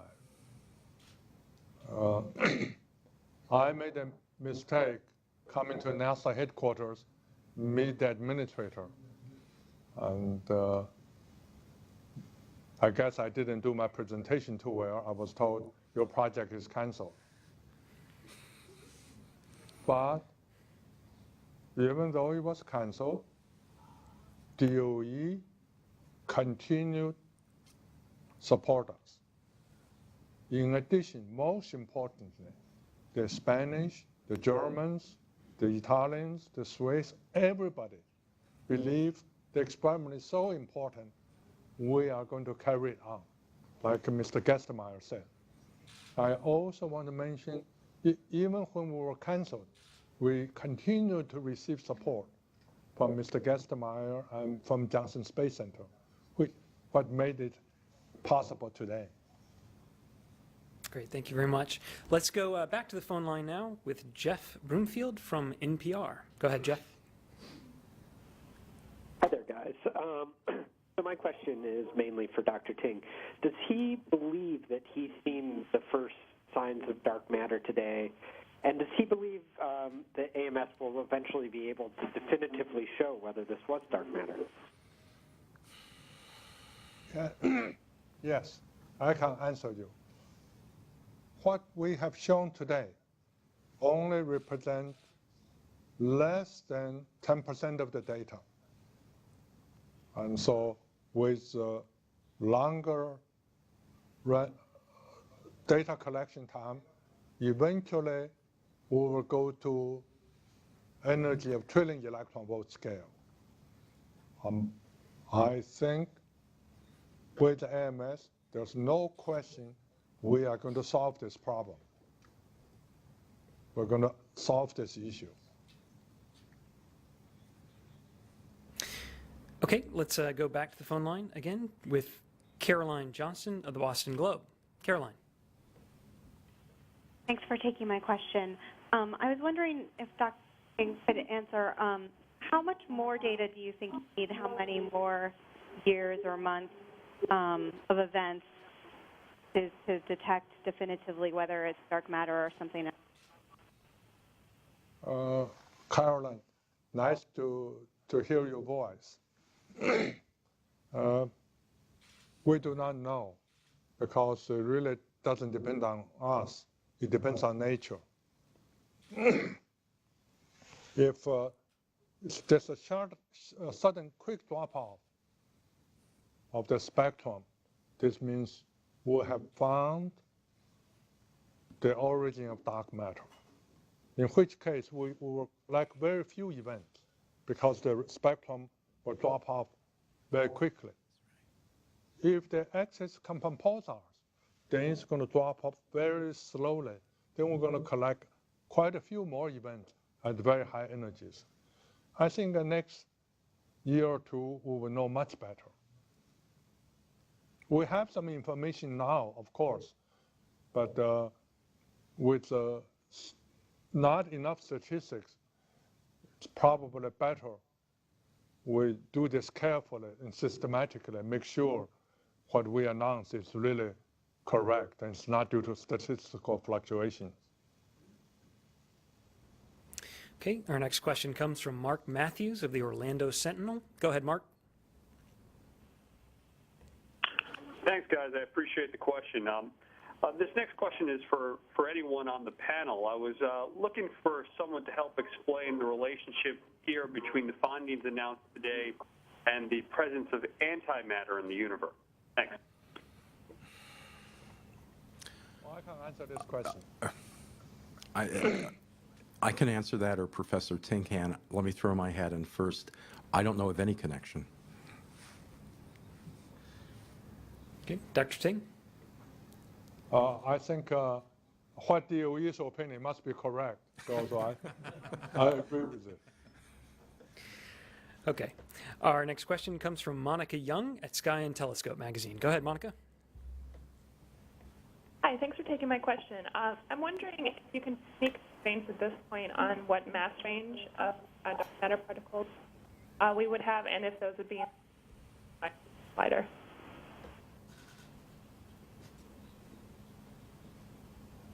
I couldn't hear the question. I'm sorry. Would you mind repeating the question, Monica? Certainly, yeah. I'm at mass range of dark matter particles that the AMS are there any constraints? One more. You're cutting out just a bit, so try it one more time. Oh, sorry about that. I'm wondering about mass range of dark matter particles. If the observations are able to. Okay, so the mass range of the particles is the gist of the question. If it's confirmed. If it's confirmed. We should be able to look to the mass range close to 1 trillion electron volt. Okay. Let's move on. Did you hear me? Yes, we copy your answer. Next is John Heilprin from the Associated Press. Go ahead, John. I'm wondering if the drop-off is more indicative of dark matter or pulsars. Can you say at this point?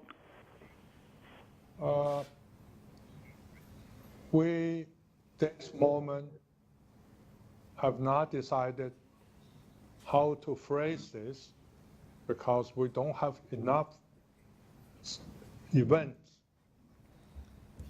With time, we should be able to tell you whether it's drop off very quickly, in which case will be dark matter collision, means we have found dark matter, or it drop off very slowly, which means the positrons will come from pulsars.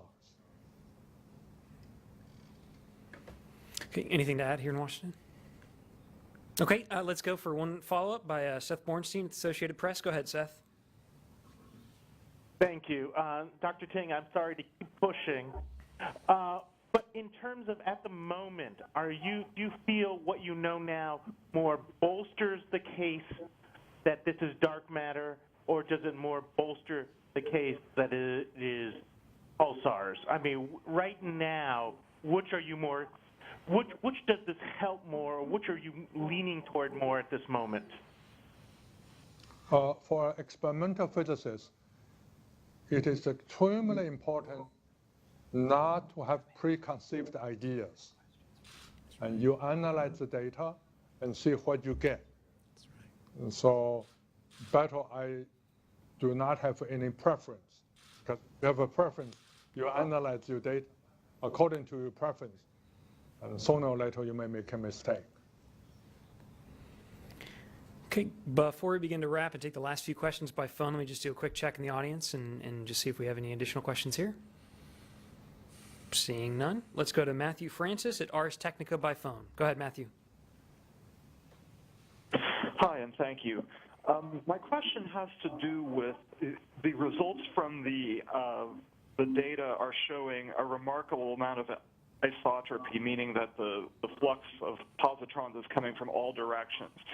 Now, correct me if I'm wrong, but it seems to me that if these are truly from dark matter annihilation, shouldn't there be strong anisotropy, particularly from, say, central galactic region?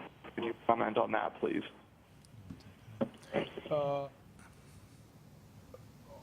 Most of the people believe dark matter is distributed uniformly throughout the cosmos, and therefore their collision will produce isotopic positron distributions.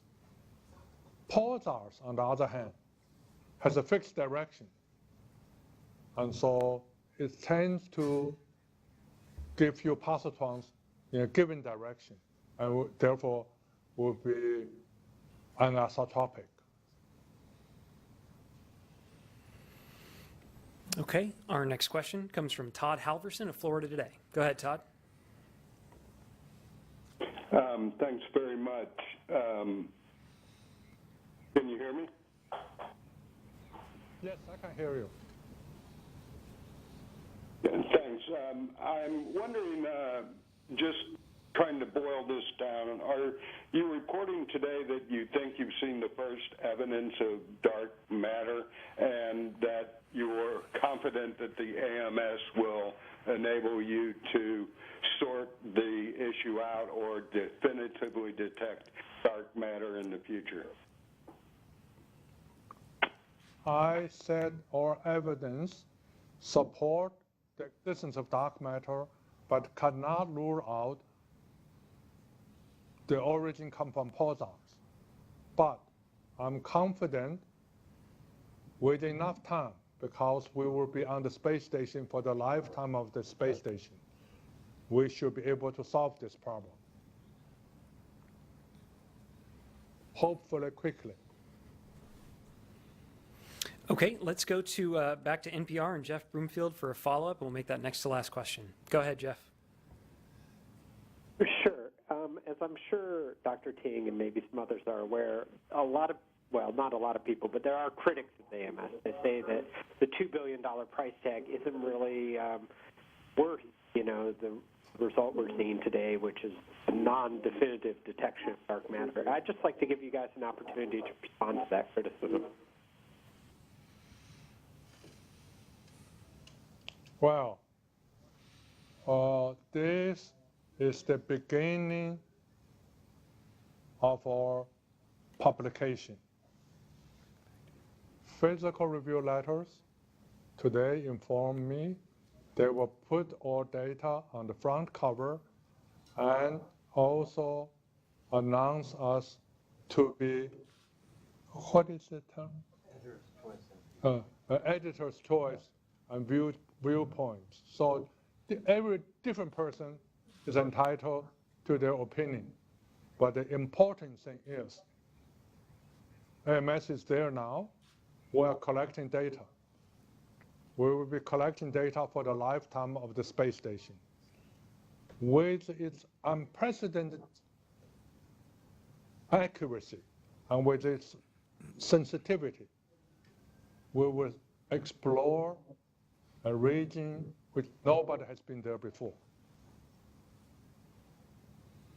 Anything to add?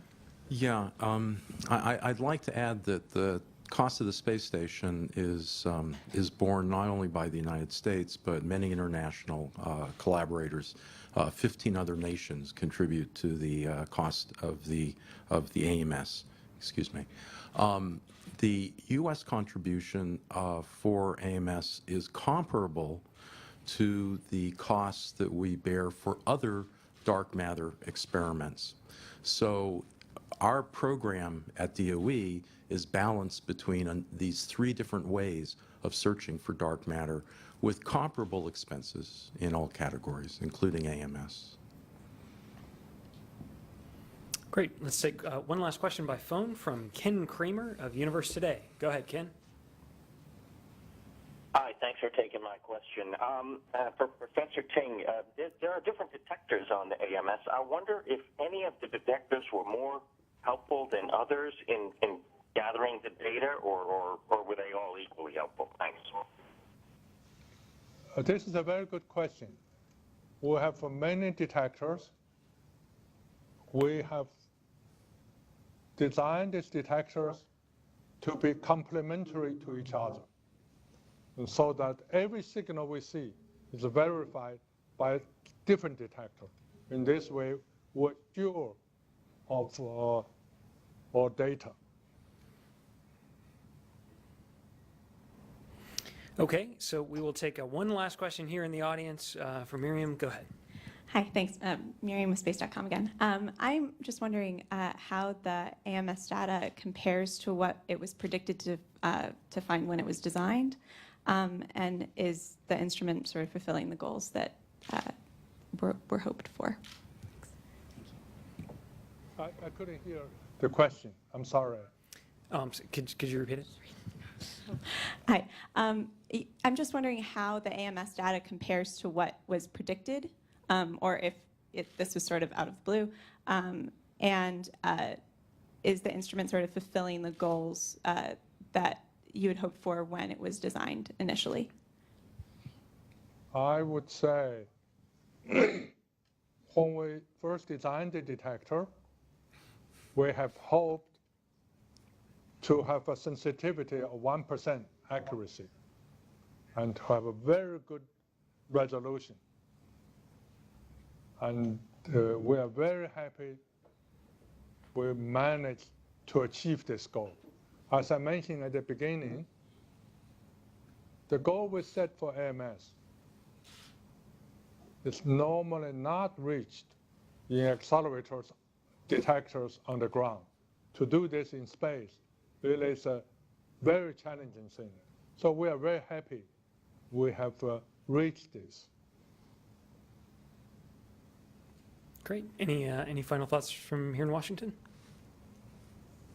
Good. Okay, well, that's going to end today's media conference then. You can find out more information about AMS and the International Space Station at www.nasa.gov/station. You can find all the ways to connect with us on social media at www.nasa.gov/connect. I'd like to thank all of our speakers for joining us today and for their time, and thank you all for joining us today, and have a good one.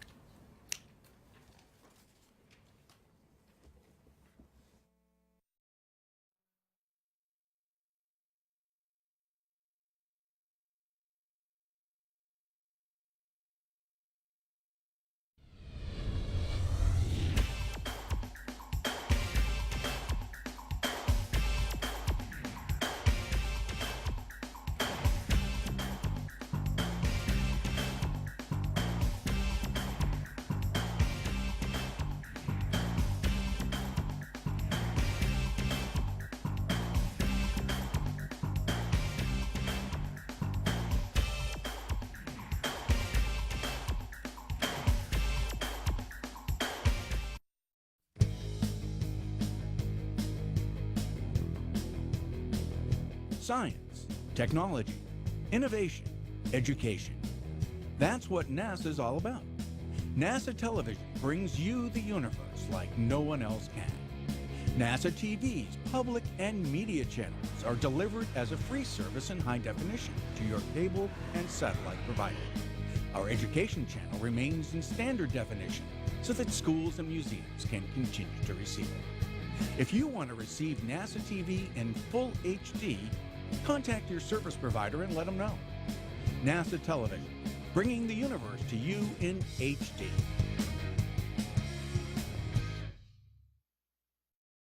There's a number of things that are happening. Aircraft are getting more flexible. They're becoming, there's some issues that are kind of popping up in the flight envelope. They're experiencing flutter, which is kind of like a motion where the aircraft can become unstable. I'm looking at a system that can control that type of system using kind of the novel sensing techniques, distributed sensing. Additionally, on top of this, I'm looking into performance optimization. So while you're controlling the structure in such a way that, you know, like a bird would control its wings, I want to also optimize the system so that you're getting reduced fuel consumption. And that kind of goes towards this goal of NASA to reduce fuel consumption by 70%, effectively. So the system I'm looking at right now is what they're kind of calling it fly-by-feel. It's an aircraft which can fly, basically doing what it's doing, cruising or climbing or descending, and it can sense its aerodynamic efficiencies. It can sense that, and it can move the structure into an optimal location to the point where at all flight conditions it is an optimal system. And once you realize something on an aircraft, that becomes something that's important. It becomes marketable. It becomes interesting to other people, because you can do a number of studies on a wind tunnel, you can do a number of computational studies, but it doesn't really mean anything until it's actually flying.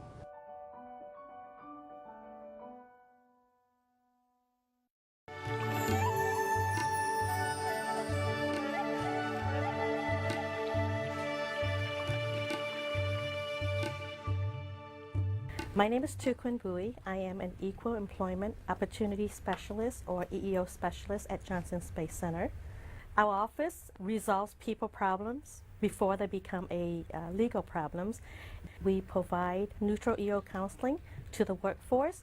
We educate the workforce on EO laws, policies, and processes. We resolve issues via the Alternative Dispute Resolution program we have here at the center.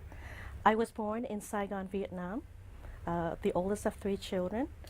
My family came to United States as part of the massive influx of the refugees at the end of the Vietnam War in April 1975. My father was a member of the Vietnamese Civil Engineering Corps. My mother was a teacher. My father was really my first role model in STEM, or science, technology, engineering, and mathematics. What brought me to NASA was really a brand name. You know, I was so excited to work with the space program. So during my co-op tours, I was able to work in the engineering directorate as well as the mission operations directorate. One of my most memorable experience I have at Johnson Space Center is when I was crew trainer in the spaceflight training division of mission operations directorate. We, as instructors, we're part of the shuttle mission simulators training team. We get to train astronauts in various disciplines aboard the shuttle. One of my first jobs is for the discipline of the propulsion, guidance, navigation, and control systems aboard the space shuttle. Who would have thought that I would have an opportunity to train Charlie Bolden, who is our current NASA administrator, on his first mission as a shuttle commander for STS-45. I see such a diverse workforce we have here at Johnson Space Center. Being an Asian American, I thought that would offer a unique perspective to the Office of Equal Opportunity Diversity. So I had approached the director basically to do a rotation in the office. And that was back in 2011. And since then, I have signed on permanently as an EO specialist. I think everybody should embrace their heritage, because that's what makes them the way they are. I probably would never pursue engineering had we stayed in Vietnam. Just by the fact that I'm here in the United States, it opens up so many doors for me as a woman that I could accept any challenge I want. We came here with no more than $100 in our possession, and we made something of ourselves. You know, all of our children are educated. You know, didn't know any English. Now we all, you know, can speak English with an accent. You know, but yeah, so that's the you know, that's my story. If I can do it, anybody can, with just patience, dedication, and hard work.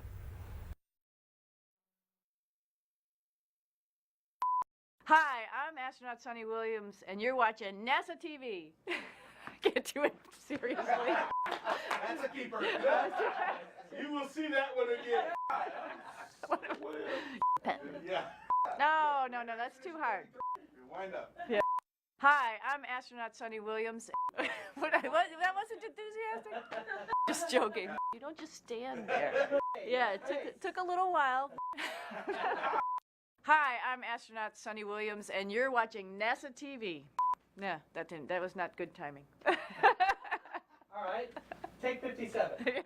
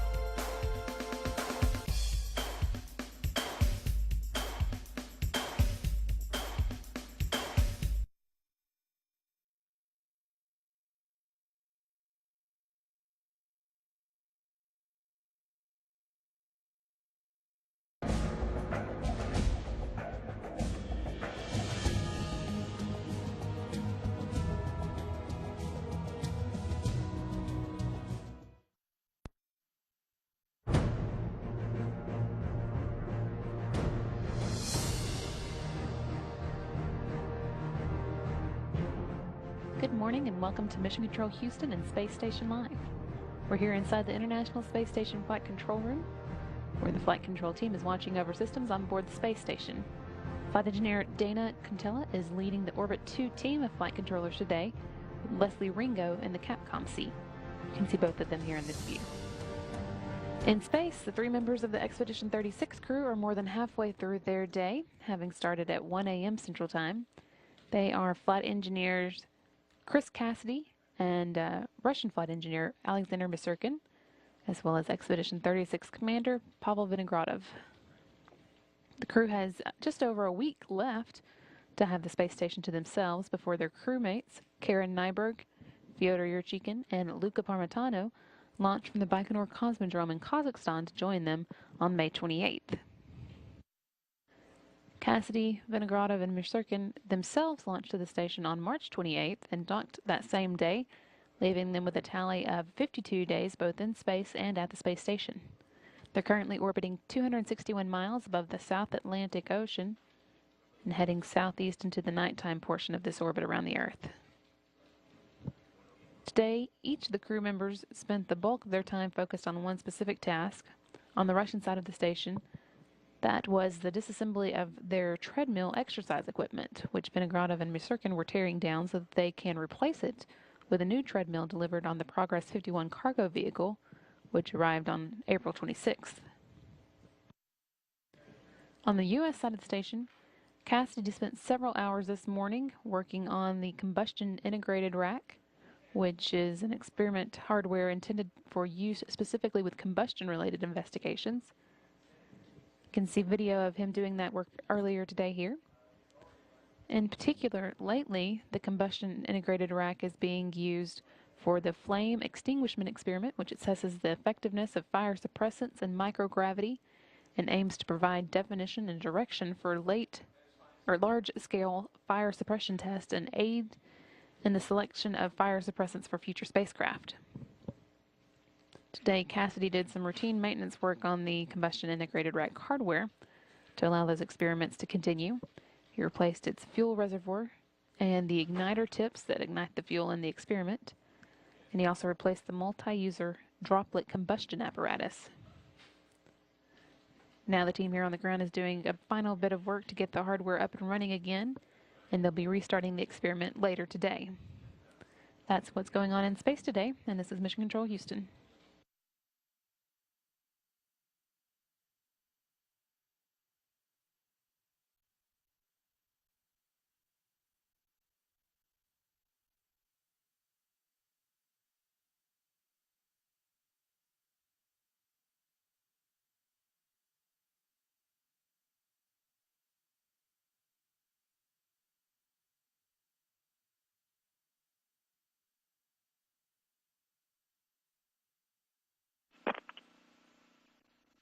Саш, все, мы выключаем систему. Sasha, all right, we're going to deactivate the umbrella system now.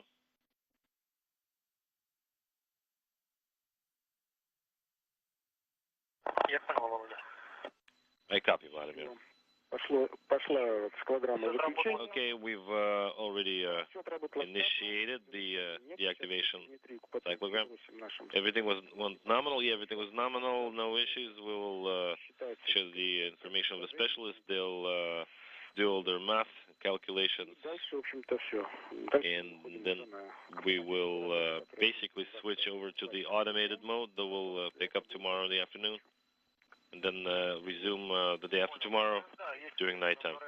Okay, umbrella mode deactivate, confirmed, and on the Vaku PC, no link, inactive is the message I'm reading. You might go ahead and deactivate Vaku. Yes, complete step 4, close all the caps, and this completes the test. Thank you very much for your work. Likewise, thank you for your support. В общем-то, будем, как говорится, теперь, как проведем тесты с землей, я вам сообщу, ребят, что у нас все As soon as the ground test is complete, I'll let you know, and I'll let you know how it went. So, и будем ждать 3 числа. And then we'll stand by for, well, first the launch and the docking, and then the resumption of these operations on the 3rd of the month, next month.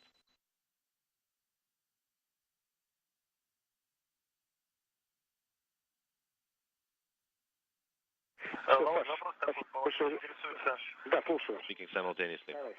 Владимир интересуется, телеметрию Pavel is wondering, did you receive telemetry from Roman's landing, or were you not? How was the telemetry flow? Are you talking about the Sharm el-Sheikh-based telemetry station?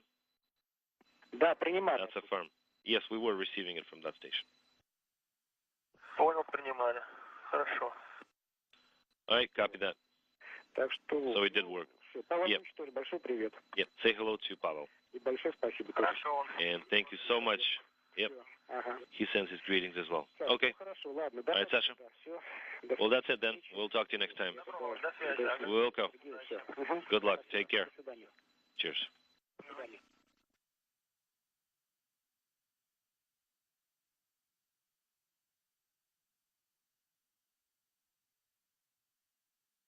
Александр, ты рядом еще? Alexander, are you still by the comm panel? I have a couple more questions for you.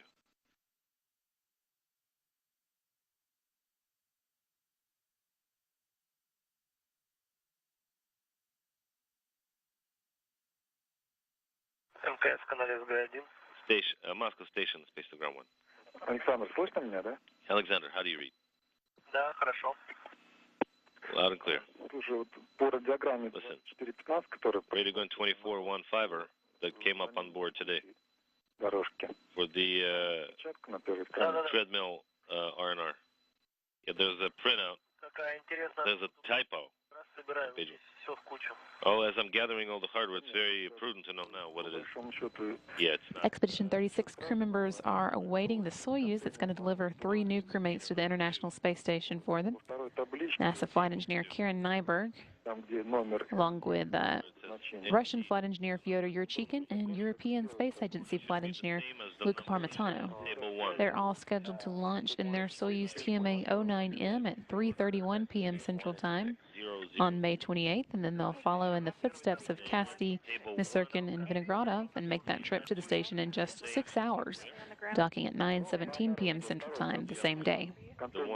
The container 2 number. Nyberg, Parmitano, and Yurchikhin have been in Russia training at the Gagarin Cosmonaut Training Centers in Star City for some time now, and last week they flew along with their backup crew members to the Baikonur Cosmodrome in Kazakhstan to begin final preparations for their launch. Over the weekend, they spent some time with taking part in a traditional flag-raising ceremony and taking a tour of a local museum in Baikonur. And they have now just over a week to finish up their final preparations before they do launch. Again, that's scheduled for 3:31 p.m. Central Time on May 28th. We put them on OCA, yeah. And this is Pavel. We were begging you to grab it from the OCA. Finally, got to your heads. It only took 3 days, guys. 3 days. We got you. Thank you so very much. Thank you.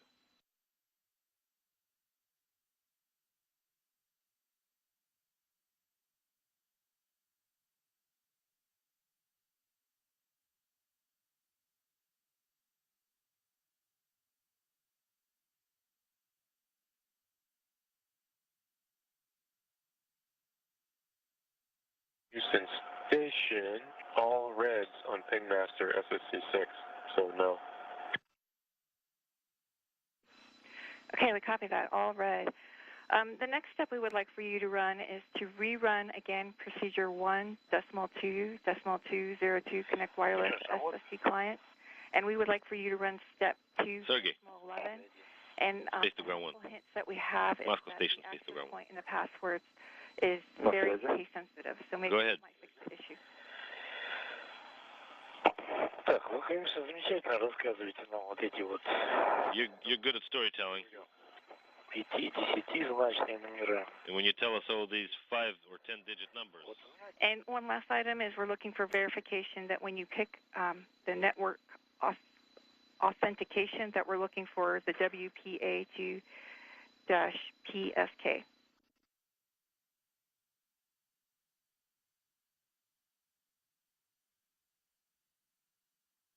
Flight engineer Chris Cassidy there talking with Capcom here on the ground. Leslie Ringo about some work that he's doing with one of the space station laptops. He is scheduled to be reconnecting it to the wireless system on board the International Space Station so that the team here on the ground can finish up some work done to reload the software on that laptop. When the crew mentions SSC, that stands for Station Support Computer.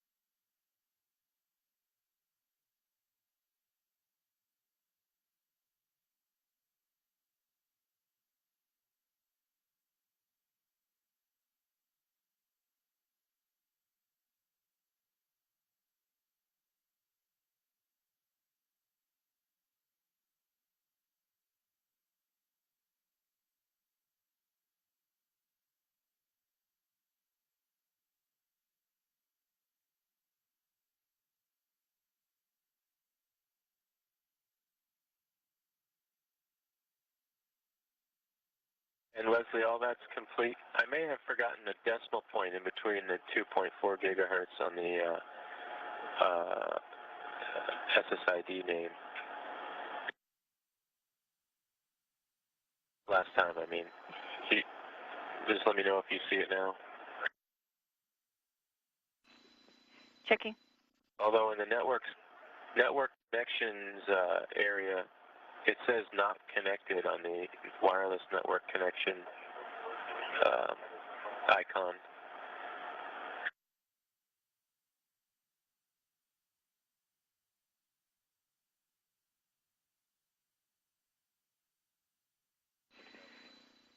Hey, Chris, we're copying, and we're currently thinking about it, but I do want to let you know that we do see SSC1, so thank you for your work. Okay. I just manually connected it to the ISS_MSL_2.4 gigahertz, so you should see it now. This is Mission Control Houston. In addition to this laptop work that Cassidy is discussing with the team here on the ground now, the main activity on his timeline today was some routine maintenance work on the Combustion's integrated rack. That's a specialized experiment facility located in the Destiny Laboratory, and it's actually part of the Fluids and Combustion Facility, which also houses the Fluids integrated rack. We have here on the phone with us today Robert Corbin, the Fluids and Combustion Facility Manager from NASA's Glenn Research Center. Thanks so much for joining us, Robert. Oh, it's a pleasure. Well, I was hoping you could tell us a little bit about these facilities and what goes into designing a combustion experiment facility to work in space. I expect that's a little tricky. Well, the combustion integrated rack actually is maybe a second-generation rack we used to fly on the space shuttle back in the 80s, and CM1 and CM2, combustion module 1, combustion module 2. And obviously one of the major designs is to contain any fire that you're burning in some kind of controlled chamber. So the main feature of the combustion integrated rack is the combustion chamber. Okay, and so I guess the combustion chamber essentially has to, in addition to holding the experiment, has to protect the rest of the station from that experiment. Yeah, it does, and it also sets the environment for which the principal investigator, wants to see during a series of data points. So, Chris will be going in to the chamber today to pull out, basically the experiment, and he'll be replacing the fuel reservoir in there so that they can continue to do their experimentation this week. And we're actually seeing some video of him doing that work from earlier this morning now. This is recorded video that shows him looking inside the combustion integrated rack and getting ready to do some of those change-outs. Mm-hmm. So it holds, I guess, you can change out the different types of fuel so that the researchers can see the effects of different types of materials as they're ignited in space? Yeah, I mean, this one is all focused on droplets, liquid type combustion, phenomena. So he's replacing one of the fuel reservoirs, and they're looking at heptane. The researchers have a series of different fuels they look at, and they also change the environment inside the chamber to either enrich it in helium or enrich it in xenon or whatever that have different characteristics, so that they can see how it extinguishes. They kind of understand a lot more about the phenomena of combustion by doing that. And I think one of the reasons they're interested in that is because fire behaves a little differently in space than it does here on the ground. Is that right?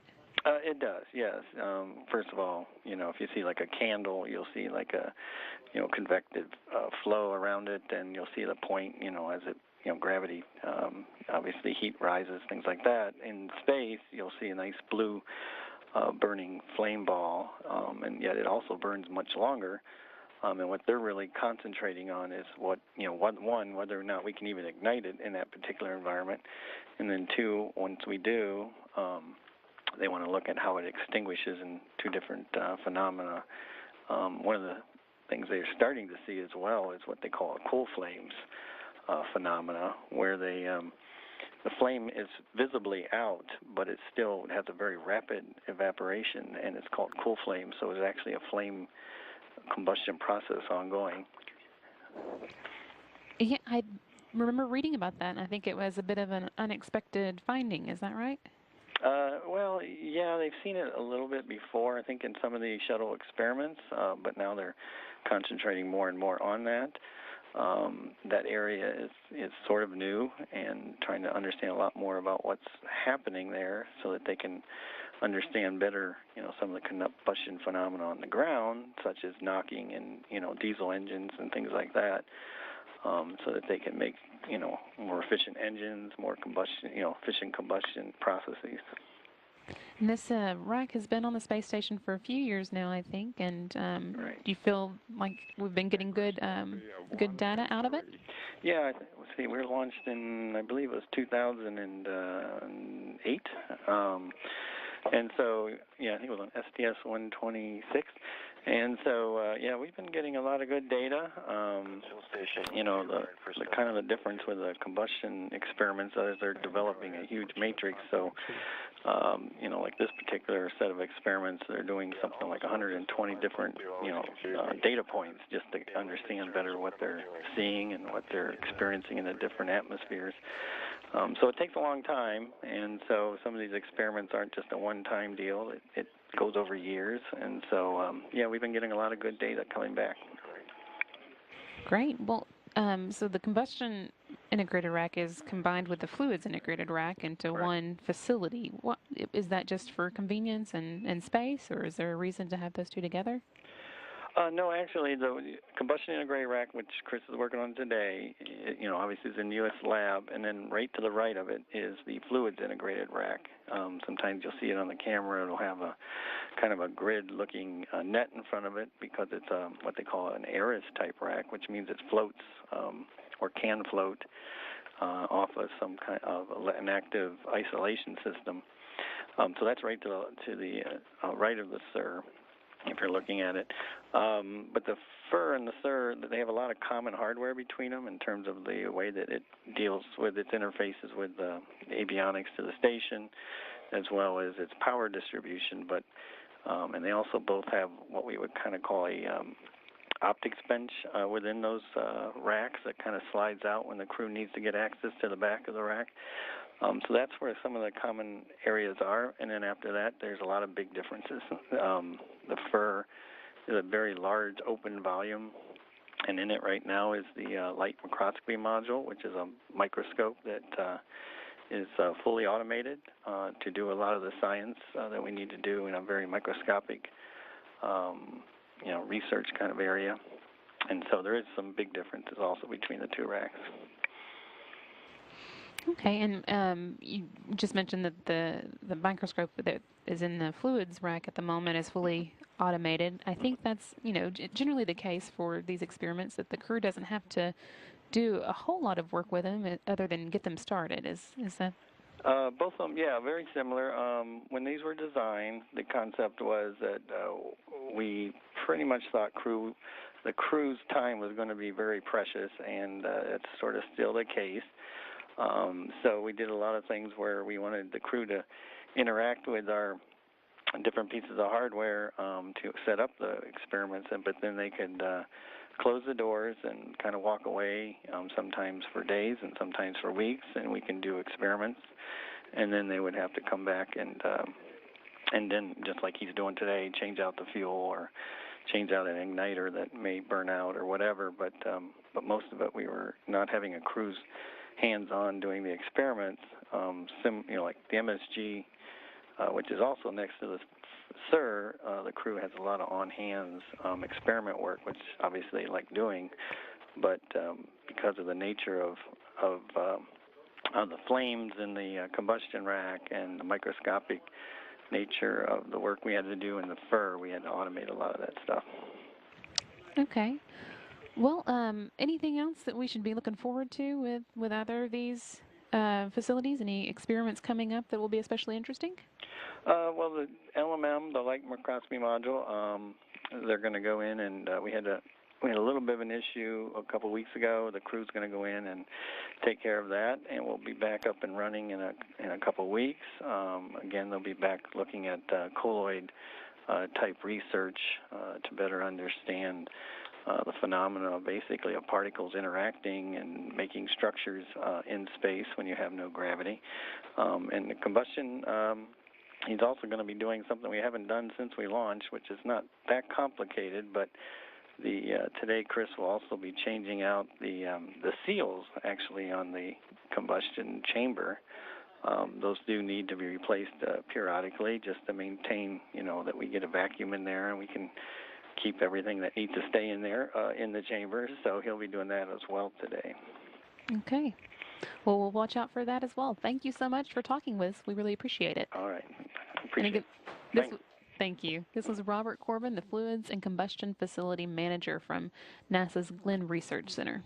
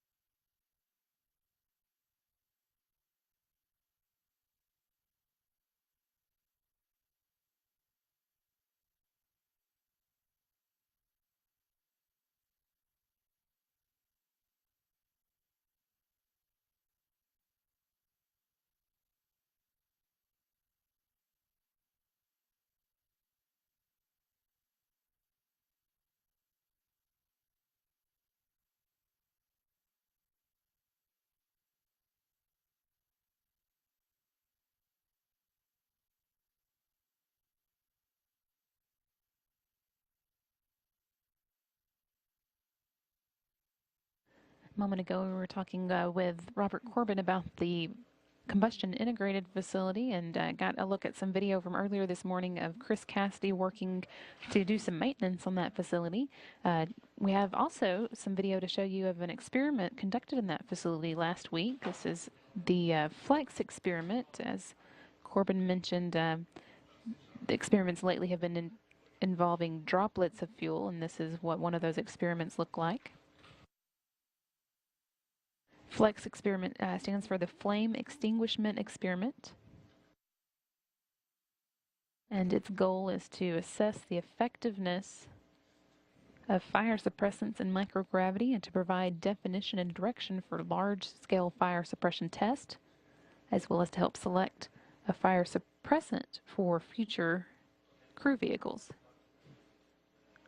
FLEX hopes to map the flammability boundaries for liquid fuel cell combustion in reduced gravity and quantify the suppressant efficacy of various gaseous suppressants over a range of atmospheric pressures and oxygen concentrations.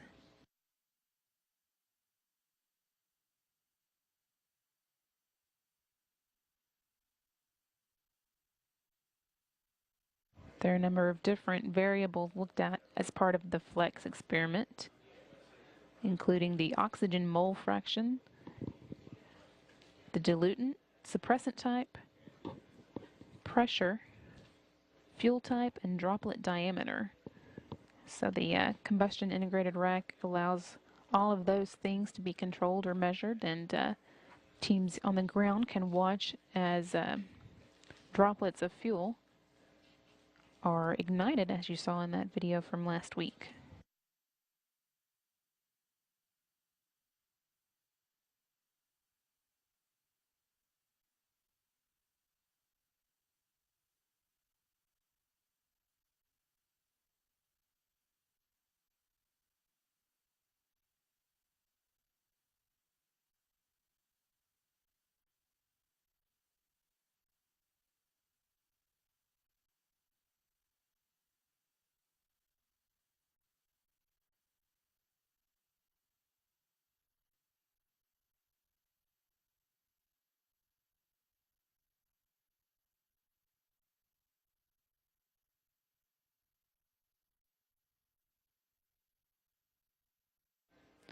And this again is some additional video of Cassidy working with the Combustions Integrated Rack earlier this morning.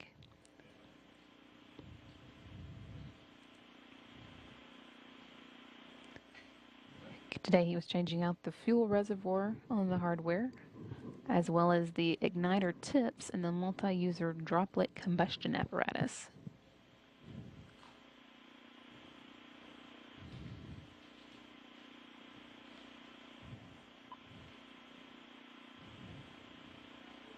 And as Corbin mentioned, he is also replacing the seals on the facility, which hasn't been done before in space. That's just part of some periodic maintenance that's necessary to make sure that the seals remain strong enough to allow for a vacuum to perform the experiment in, and also to keep the experiment safe for the crew to use and work with.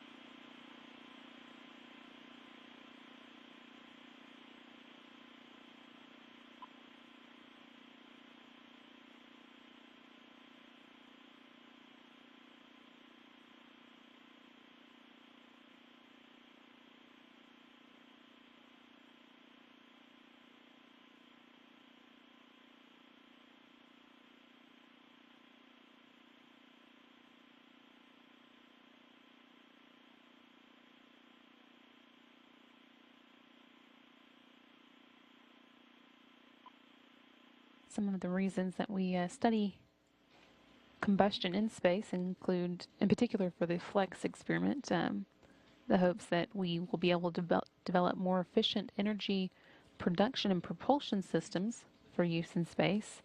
And on Earth, it will also help us understand and better deal with combustion-generated pollution. In addition, it could address fire hazards associated with using liquid combustibles here on Earth.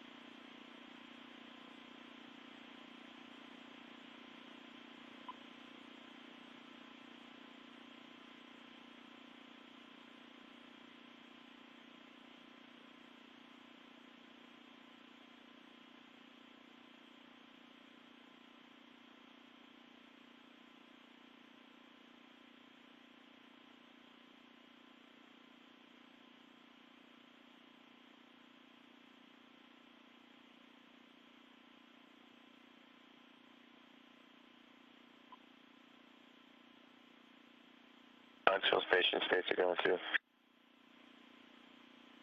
Right on 2, Chris. Procedure 2.009, step 1.6.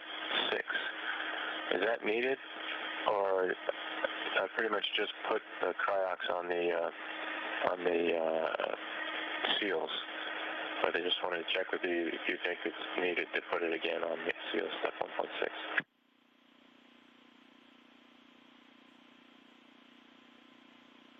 It said skip those steps. My bad. Thanks. And you got it, Chris.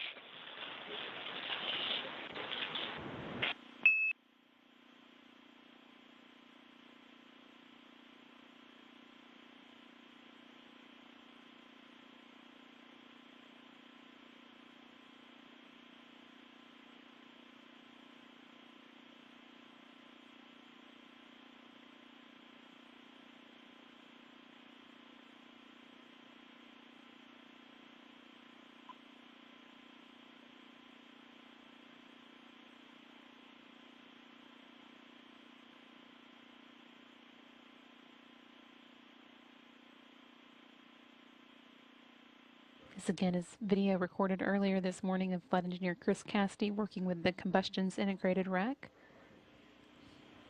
As you can see, he's closing it up there after doing some routine maintenance on it for a few hours this morning. This again is one half of the fluids and combustion facility. The other half is the fluids integrated rack, which allows the crew to perform a number of different activities on and experiments on fluids, just as the combustion integrated rack allows them to perform experiments using various fuels and studying how they combust in space.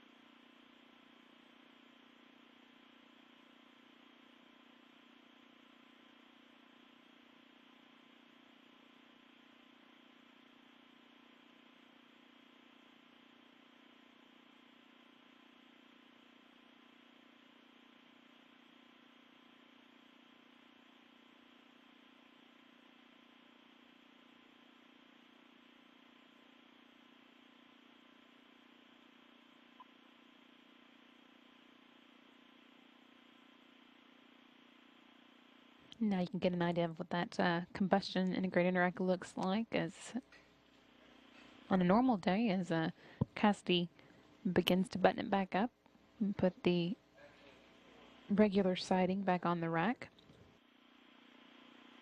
As you can tell from what you see here, the crew doesn't normally have a lot of access to it, and it generally is able to conduct its experiment without really any help from the crew, other than this occasional maintenance, such as what Cassidy was doing today.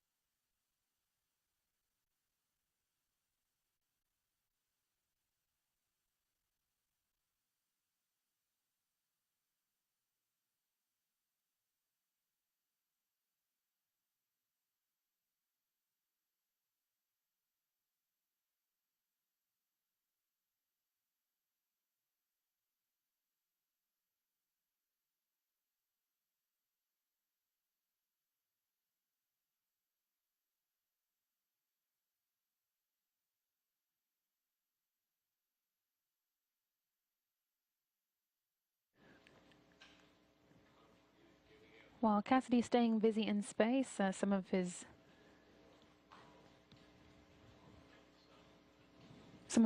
astronauts who are going to be eventually replacing him on the space station are doing some work inside the Neutral Buoyancy Laboratory at Johnson Space Center today.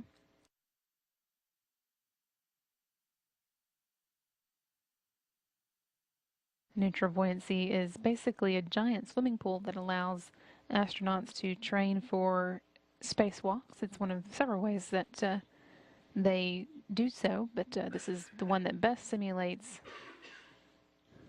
the feel of microgravity.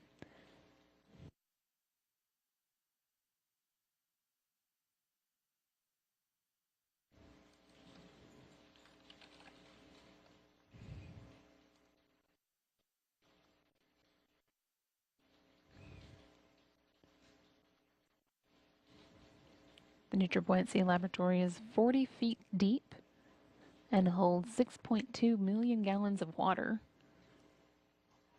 Also included in that is a mock-up of the International Space Station, which is what the crew is working with here today. The crew members practicing for this spacewalk are Michael Hopkins, astronaut from Missouri who was selected in 2009 for the 20th astronaut class and who has been assigned to Expedition 37 and 38.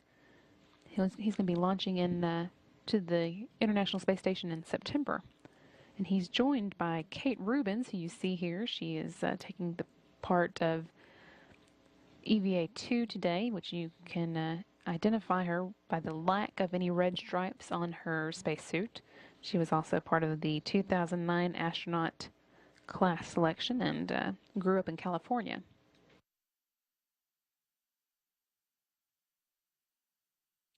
The two are training today for maintenance spacewalks, just some of the generic spacewalk training that all crew members get before they go to the International Space Station.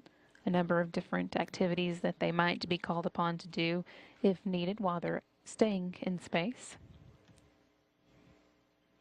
And here is a view of Hopkins. Again, he is visible. He is discernible because you can see the red stripes on his legs. They also can be visible on his backpack as well.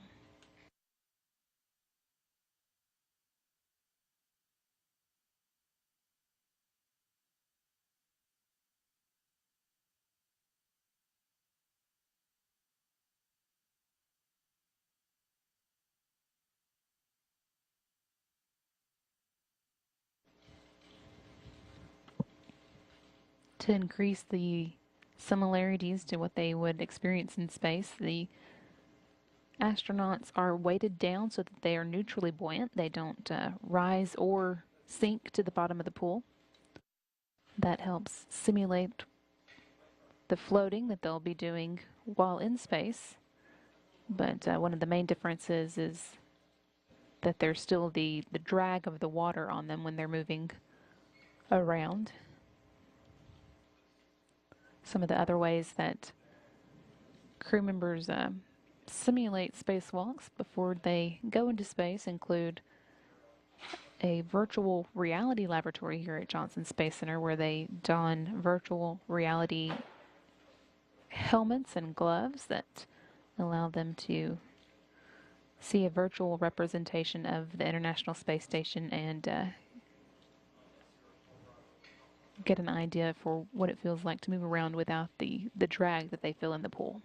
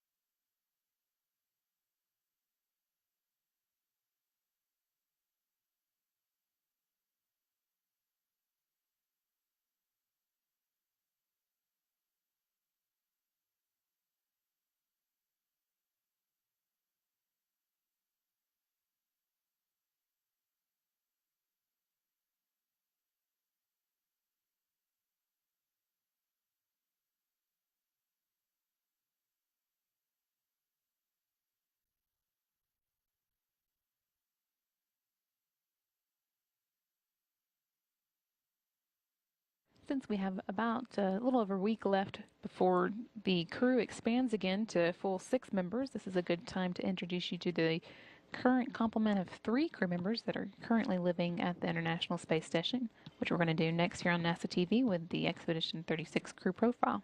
It's coming up next, and this is Mission Control Houston. The members of the International Space Station crew all believe that their 6-month mission is an important part of the work that's needed to help human beings continue to explore well beyond their home planet.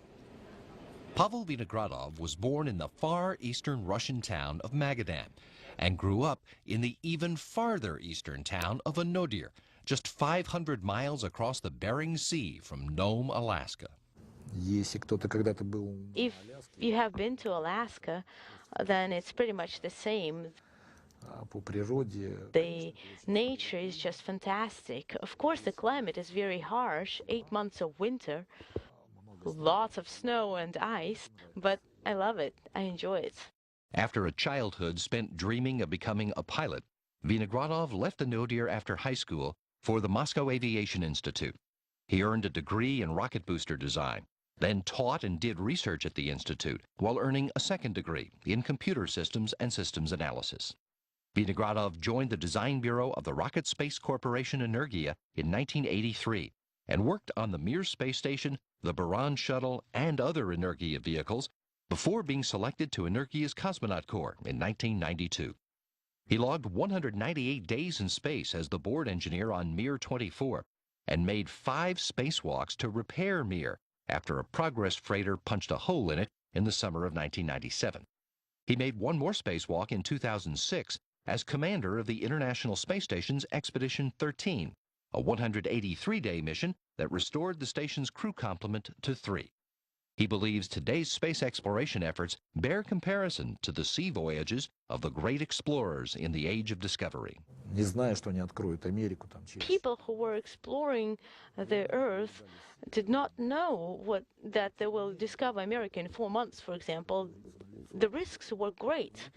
But I have no doubt that, likewise, we, as those explorers, we need to explore space. Retired Russian Air Force Lieutenant Colonel Alexander Mazurkin is a product of Western Russia, born in Yurshy-Chi in the Smolensk region and raised a couple of hundred miles away in Oryol. He calls his childhood a typical one and says even as a young boy, he wanted to go places no one had been to before. I wanted and decided to be a cosmonaut when I was a little boy. When I was a 13 years old guy, I went to the aviation club. There I made parachute jumping. There I was flying on gliders. Becoming a pilot was next on his list. After school in Oryol, Mazurkin went to the Kasha High Air Force Pilot School in Volgograd, then finished his pilot training at the Armavir Military Aviation Institute in Krasnodar in southern Russia. He spent the next 7 years in the Russian Air Force as a pilot instructor at the Krasnodar Military Aviation Institute before being selected as a cosmonaut in 2006. Mazurkin shares the philosophical view of the Russian rocket science pioneer Konstantin Tsiolkovsky, who believed that Earth is the cradle of humanity, but that mankind can't stay in the cradle forever. He was positive that we are going to the space and we will live in in other worlds, in other different places, and the time will come in for this, I'm sure. That is why I think we should do this job. U.S. Navy Commander Chris Cassidy is a native of Salem, Massachusetts, who grew up in York, Maine, on the Atlantic coast. He was aware of the space program as a young boy, but admits he wasn't particularly interested. I was just like every other boy. I mowed lawns, had a couple odd jobs in restaurants and things in the summertime, but that was all to really pay my gas to drive to the basketball court. Cassidy left York after high school, first for a year at the Naval Academy Prep School, and then on to Annapolis, where he earned a bachelor's in mathematics. Next stop was San Diego to begin training in special operations as a Navy SEAL. After 4 years stationed in Virginia, he earned a master's in ocean engineering at MIT. And about that time, he became aware of a fellow Navy SEAL who'd had a similar career arc to his, astronaut Bill Shepard. So one day I actually met him or called him, and he gave me some great information, and I thought, you know what, that sounds really like a really fun job. I think I'd like to do that. So I was probably 26 or 27 when the idea first popped into my head. Cassidy applied, but didn't get the call from NASA. The next year, just weeks after September 11th, the SEAL platoon he commanded did get the call, and he was deployed to the Afghanistan region before the 1st of October. He returned home to another posting in Virginia, and he was selected for the astronaut program in 2004, just days after coming home from a second deployment to Afghanistan. Cassidy made 3 spacewalks on his first trip to the International Space Station on the 2009 Space Shuttle mission that delivered the components to complete construction of the Kibo Laboratory Complex. He's enthusiastic about his part in laying the groundwork for some future generation of Earthlings to fulfill their destiny, to find a new home in space. But there'll be a time when there'll be people living on other planets. And it's the work, the hard work that we're doing right now, all of us across the globe, that are going to set the stage for that type of environment. Just like Christopher Columbus set sail one day across the ocean. And thanks to those great explorers, we live the life that we do today.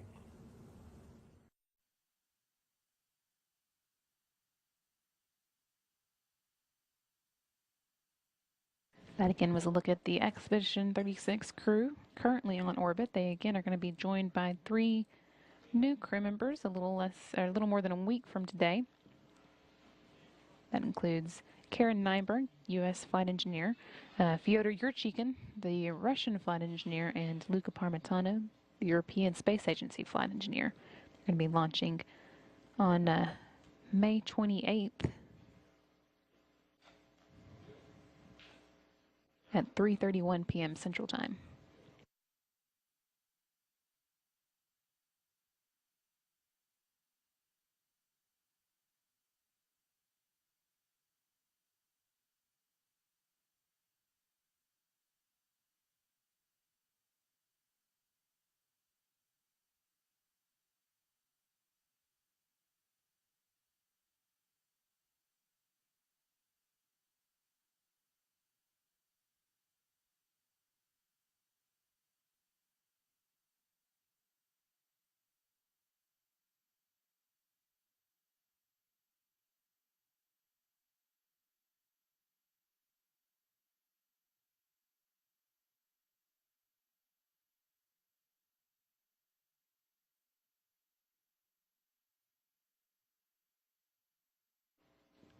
On board the station, the crew is orbiting about 256 miles above the North Pacific Ocean, heading towards the northernmost portion of this orbit around the Earth, and then just about to move out of the nighttime portion of that orbit and into sunlight.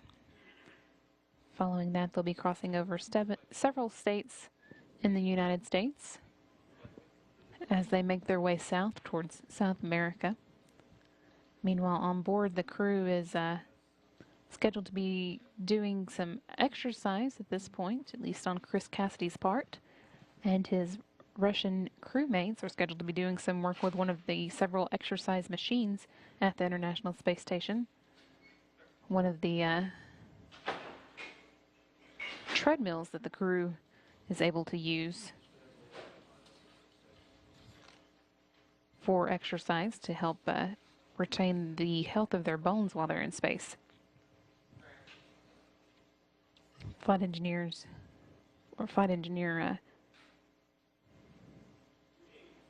Alexander Masurkin and Commander Pavel Vinogradov are working today to take the current treadmill out of the Russian section of the space station. And they'll be disassembling that and then replacing it with a new treadmill brought up by the Progress 51 cargo vehicle, which arrived last month.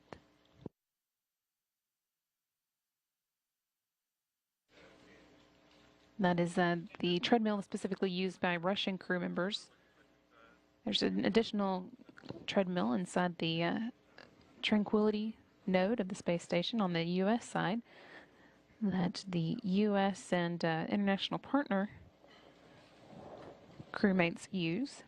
In addition, on the U.S. side, there's also the Advanced Resistive Exercise Device, or ARED, which basically functions as a way for the crew members to simulate weightlifting exercises in space. You can see here what that piece of equipment looks like. It allows them to do a number of different sorts of exercise, including various presses, and also includes a bench that they can strap themselves to simulate laying on the bench to perform weightlifting exercises here on the ground.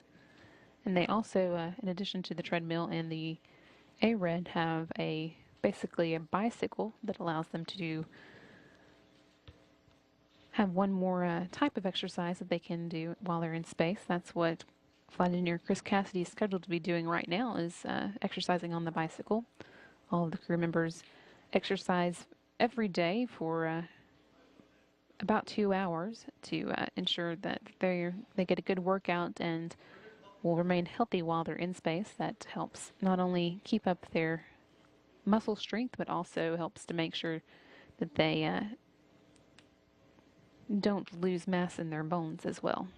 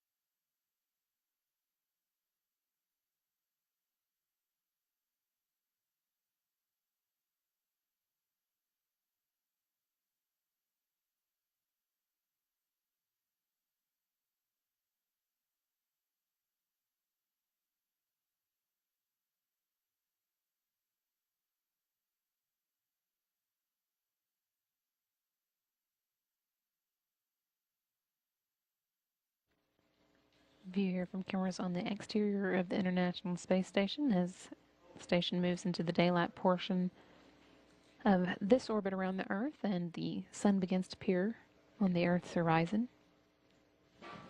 We're coming up now on the end of today's Space Station Live hour, and we'll be going next on NASA TV to the NASA TV video file, which will give you a look at other NASA activities going on at NASA centers across the country. That'll start at 11 a.m. Central Time, and it's coming up next here on NASA TV. This is Mission Control Houston.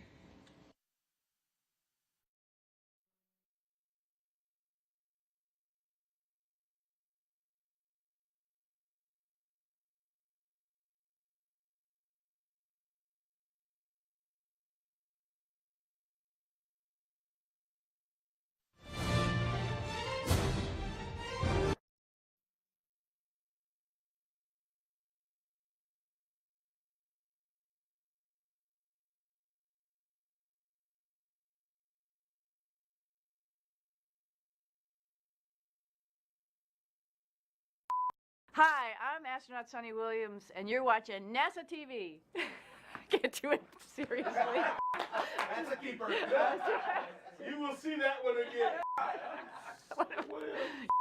Yeah. No, that's too hard. Wind up. Yeah. Hi, I'm astronaut Sonny Williams. That wasn't enthusiastic? Just joking. You don't just stand there. Yeah, it took a little while. Hi, I'm astronaut Sonny Williams, and you're watching NASA TV. Yeah, that was not good timing. All right. take 57.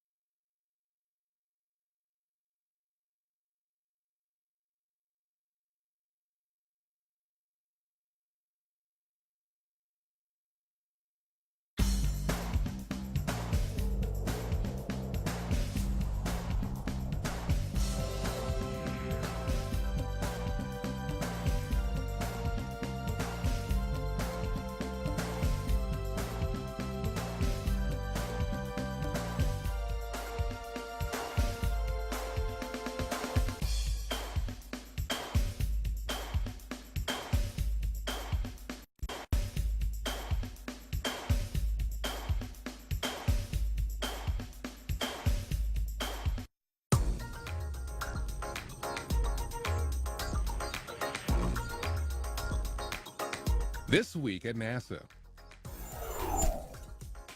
This week, the Kepler science team announced the spacecraft was in a thruster-controlled safe mode. The root cause was undetermined, but the proximate cause appears to be an attitude error caused by a malfunction in Kepler's reaction wheel 4, one of the telescope's pointing mechanisms. Unfortunately, Kepler's not in a place where I can go up and rescue it or any other astronauts. We're going to look at this data very carefully to see if it's possible to return to a science mode, if we can get a wheel restarted. We do need 3 reaction wheels, we believe, to do the exoplanet science. The team has since put the telescope in what's known as a point rest state to minimize fuel usage while the investigation continues. Though no decisions have been made about the fate of the mission, the team notes that even if data collection were to end, Kepler has collected substantial quantities of data that should yield a string of scientific discoveries for years to come. Living off Earth, a special presentation at NASA headquarters commemorated the 40th anniversary of Skylab, America's first space station. Panelists included 2 Skylab astronauts and Expedition 34 Commander Kevin Ford. Discussions centered around the contribution of Skylab to long-duration spaceflight missions like those conducted aboard the International Space Station. The space station was built around what we learned from the Skylab, what they put up there for us, the way the modules were sized and the way they were constructed in space and all that kind of stuff came out of what we learned from Skylab. And the lessons learned from Skylab will also help us venture farther into space on future missions of exploration, such as the recently announced initiative to send humans to study an asteroid by 2025. If NASA is allowed to continue and persist in this direction, and with the proper funding to do it, then NASA will continue to be as successful as they have been all the way from Skylab shuttle and space station as well. During a media briefing at Johnson Space Center, NASA Administrator Charlie Bolden and Center Director Ellen Ochoa discussed the future of human space exploration and the critical role performed by the International Space Station in support of those efforts. Without station, we cannot develop the technologies and gain the knowledge of the human system that we need to be able to send people to Mars, onto an asteroid, and do the other kinds of things we need. JSC is home to the International Space Station and Orion program offices and is the primary training facility for NASA's astronaut corps. NASA Deputy Administrator Lori Garver, along with Associate Administrator for Space Technology Mike Gazarek, toured several facilities at Glenn Research Center's Lewis Field in Cleveland, where they were briefed on work being done in advanced manufacturing and cryogenic propellant systems for future extended missions in space, and to advance solar electric propulsion technologies for asteroid exploration. To have the revitalization of manufacturing be driven by projects such as this that we're seeing at Glenn with the NASA research is something we're really, really proud of. The pair also toured facilities at Glenn's Plumbrook Station in Sandusky, Ohio. The J2X engine being installed in the A1 test stand at Stennis Space Center is the first full engine installed in the A1 in almost a decade. The next generation engine is being installed to prepare it for a new series of tests during which it will be gimbaled or pivoted during test firings. Gimbal tests are an important part of the J2X design process because in space, the engine must move freely to steer the upper stage of the evolved Space Launch System, NASA's new heavy-lift launch vehicle. This is the first round of engine gimbal testing to be performed since testing of the Space Shuttle main engines. the Langley Research Center. NASA Aeronautics Research took center stage when Administrator Charlie Bolden visited the Langley Research Center in Hampton, Virginia. Bolden and local media checked out a lab that tests cockpit technologies that help transform the National Air Transportation System. It depends on the aircraft, but we are now at a strange waypoint that has 280. They also got a look at a NASA Langley simulator researchers use to develop systems that make airplanes safer. Former naval aviator Bolden got the chance to land the virtual plane in near zero visibility with the help of new cockpit displays. It gives you all the right directions, you just got to be able to follow them. So, but it's good, I was impressed. Following a 5-state journey that began in Colorado, Sierra Nevada Corporation's Dream Chaser engineering test article made its arrival at Dryden Flight Research Center in Edwards, California, where it will begin a flight test program in collaboration with NASA's Commercial Crew Program. Dream Chaser will undergo tow testing to validate performance of its nose strut, brakes, and tires, captive carry flight testing to examine the loads it will encounter during flight, and free flight tests to validate aerodynamics. The flight tests will draw upon the experience of NASA Dryden in conducting various approach and landing flight tests, including testing the space shuttle prototype Enterprise in 1977. A NASA Google Plus Hangout carried live on NASA television connected NASA astronauts with cast members of the new film Star Trek Into Darkness to discuss how work aboard the International Space Station is turning science fiction into reality. There's commercial companies coming online. Would you ever, if money was not an object, would you ever buy a ticket and come up and visit? Yes, 100%. Done. I'm in. We'll see you on Friday. I would love to go. Flight engineer Chris Cassidy from on board the station and other astronauts from Johnson Space Center discussed life in space with movie director J.J. Abrams and actors from the film, and took questions from followers of the Hangout from the Intrepid Museum in New York City and the Smithsonian National Air and Space Museum in Washington. Details about upcoming NASA Google Plus Hangouts can be found at www.google.com/plusnasa. On May 20th, 1978, the Pioneer Venus orbiter was launched and reached Venus on December 4th that same year. The Pioneer Venus project consisted of 2 spacecraft, the orbiter Pioneer Venus 1 and the multiprobe, or Pioneer Venus 2, which was launched separately on August 8, 1978. The main objective of the program was to investigate the solar wind in the Venusian environment, map the planet's surface through radar imaging, and study the characteristics of the upper atmosphere and ionosphere. The first global topographic map of Venus was constructed from data collected by Pioneer Venus 1. And that's This Week at NASA. For more on these and other stories, or to follow us on Ustream, Flickr, and other social media, log on to www.nasa.gov.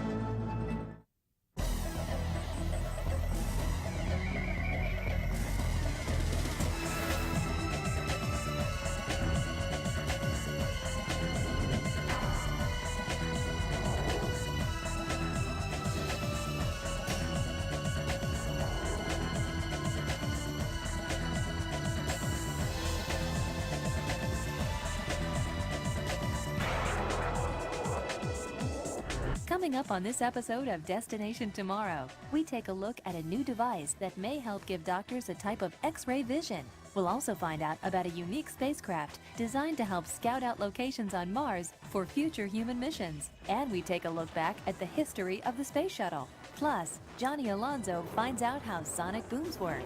All this and more next on Destination Tomorrow.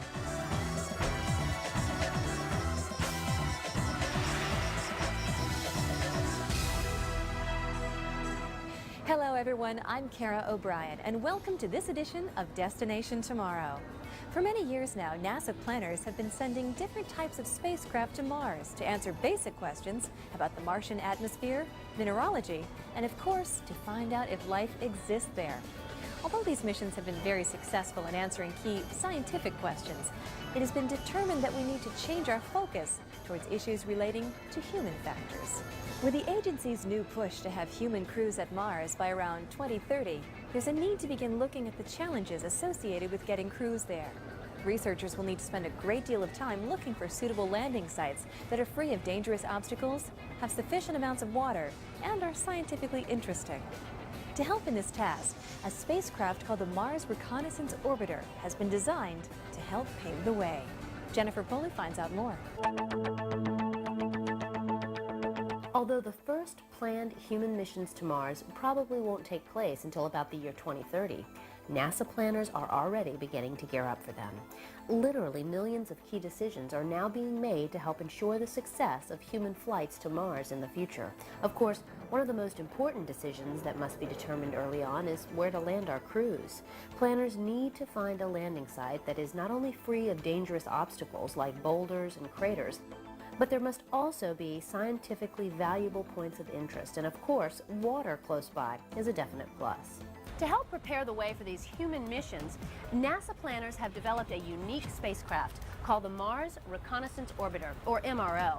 Now, this spacecraft will use advanced science instruments and high-resolution cameras to scout locations of interest and possible landing sites for these human missions. To help us understand how the Mars Reconnaissance Orbiter will work, I spoke with Scott Streepy here at the NASA Langley Research Center to find out more. Well, the Mars Reconnaissance Orbiter is a multi-purpose spacecraft that's designed and built for the next NASA mission to Mars. Basically, the orbiter will continue NASA's exploration theme of follow the water. It will be on a very small science orbit. It will be looking for water ice, vapor, and liquid water on the surface, in the atmosphere, and even below the surface. Also, it'll be able to take some of the highest resolution pictures ever taken of Mars, and from that, NASA scientists can evaluate potential landing sites for future robotic and human missions. Also, after the primary science mission is completed, it will become a communication relay for future Mars missions. So how is the MRO mission different from other missions to Mars?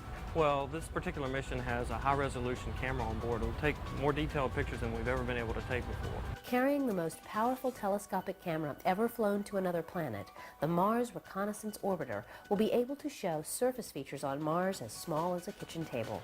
This high-resolution camera will provide a wealth of information about possible landing sites by photographing the Martian surface in unprecedented detail. Now, how is this high-resolution camera different from other cameras used on other missions? Well, this will be able to show things on a much smaller scale than we've ever been able to get on Mars. You can get details of boulders and surface features that we've not been able to take with pictures. For example, they'll lead me investigations to try to go and find the Mars rovers that are currently there, and maybe even look for some of the spacecraft that we lost previously to see if we can better understand why those didn't complete successfully. Because the camera and 5 other science instruments will produce huge amounts of data every day, the MRO has been designed to send information at 10 times the rate of any previous Mars mission. An added benefit to the MRO is that it will continue to be used as a communications platform for robotic missions of the future, long after its initial 24-month science phase is complete. It also has a new suite of instruments that we've never brought, except for some instruments that will continue to look at the weather patterns of Mars to understand how the weather impacts the motion of the water on the surface and in the atmosphere. Now, Scott, what is your role in the Mars Reconnaissance Orbiter mission? Well, I lead a team of NASA engineers that supports the Jet Propulsion Laboratory's navigation team during the aerobraking phase. Here at NASA Langley, we have unique capabilities in aerodynamics, aerothermodynamics, thermal analysis, and flight mechanics. We're bringing all that in to help the Mars Reconnaissance Orbiter mission during that critical aerobraking phase. Aerobraking sounds like aeronautics and braking. I'm assuming this has something to do with slowing the vehicle down? Aerobraking is a technique that you can reduce the size of a spacecraft's orbit without using very much fuel. And in fact, the Mars Reconnaissance Orbiter, when it arrives at Mars, will use its engines to put itself into a fairly large elliptical orbit. Instead of using additional fuel to make that a smaller orbit, what it will do is skim the upper atmosphere of Mars over a period of 6 months. And every time it goes through the atmosphere, it'll lose some of its orbital energy through atmospheric drag. But you have to be careful, because if you go too deep in the atmosphere, you could cause major components to overheat and thus damage them. By using aerobraking at Mars, MRO is able to save hundreds of pounds of fuel.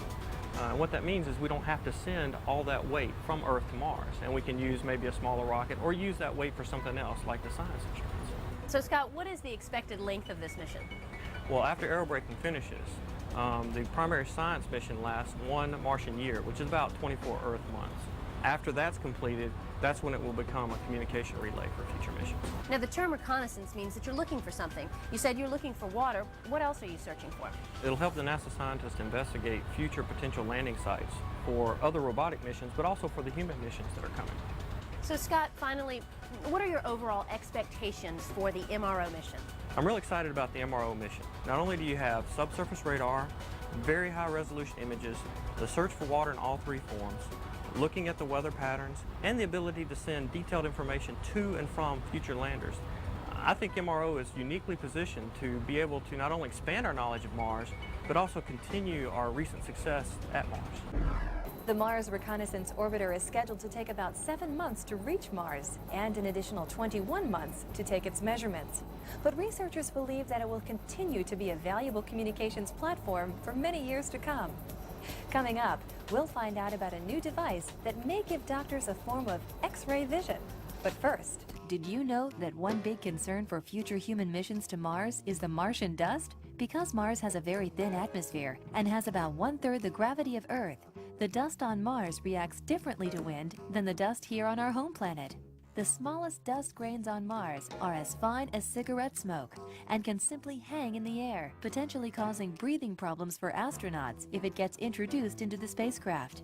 This dust can also form into tornado-like dust devils that can reach as high as 5 miles, producing huge storms that can engulf the entire planet. NASA is known for its breakthrough technology in aeronautics and space, but few people realize how important NASA research has been in advancing medical technologies.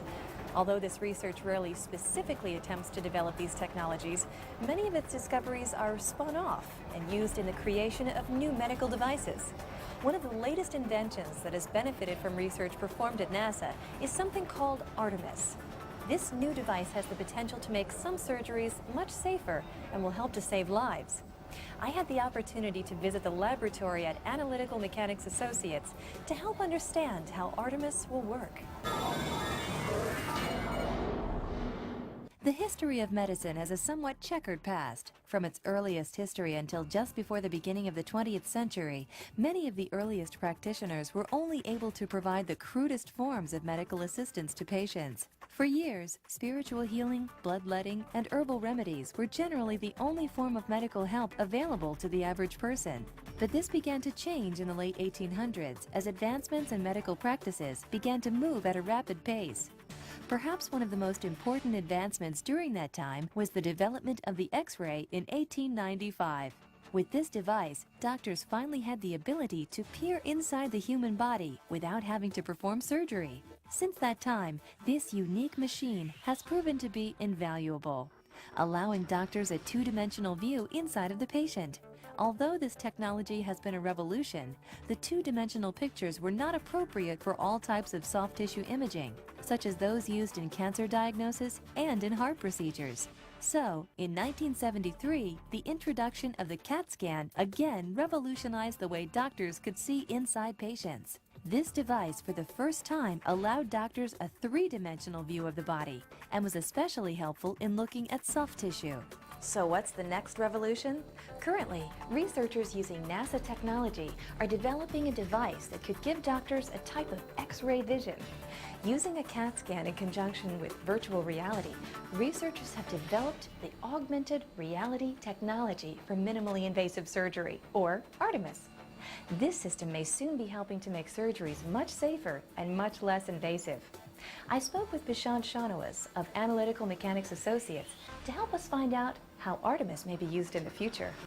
Artemis is a state-of-the-art technology that fuses augmented reality technology with fiber optic shape sensing.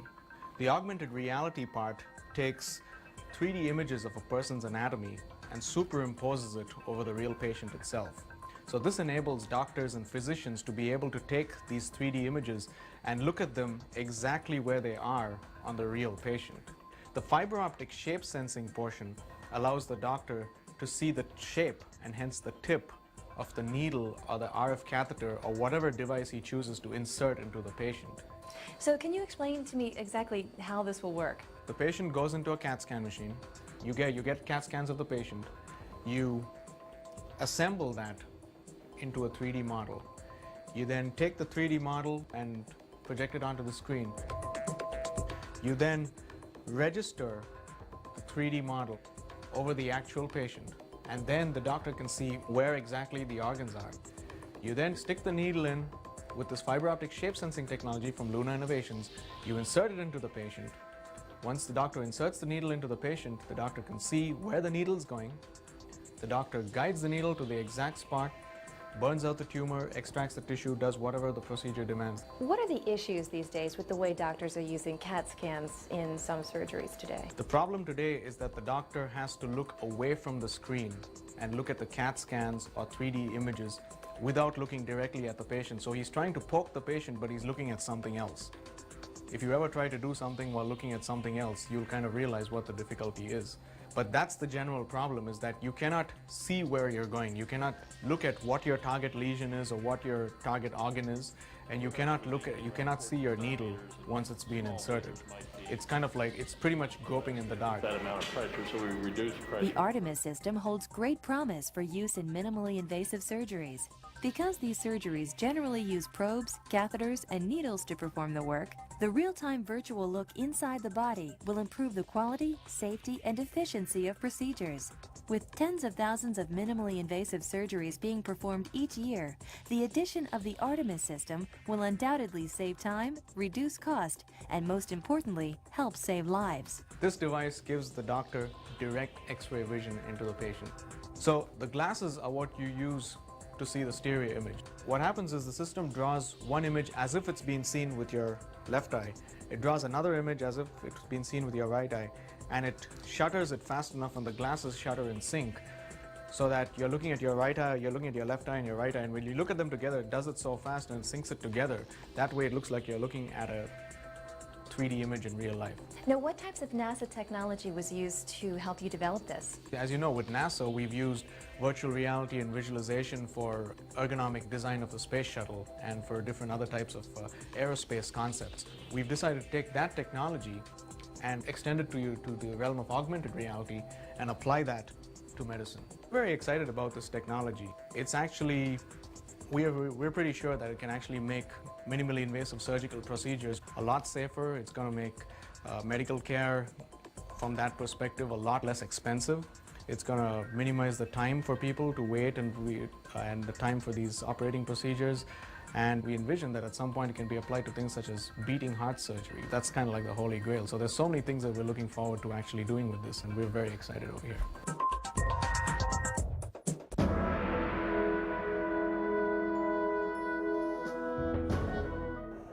Towards the end of the Apollo program, NASA officials were already thinking about what would be next for the American space program. At that time, the rockets used to place astronauts and equipment into space were designed to be used only once. Although effective, NASA planners decided that they needed a system that was less expensive, reliable, and perhaps most of all, reusable. The idea of a reusable space shuttle that could launch like a rocket and land like an airplane was appealing, and would soon change the way astronauts were traveling into space. The space shuttle was born on January 5, 1972, when President Richard Nixon authorized the development of reusable vehicles for space exploration. The project became known officially as the Space Transportation System, or STS. It was based on a piloted spacecraft boosted into orbit by a reusable launch vehicle that could return to Earth like an airplane, ready to be used again on short notice. This new vehicle consisted of three primary elements: a delta-winged orbiter spacecraft,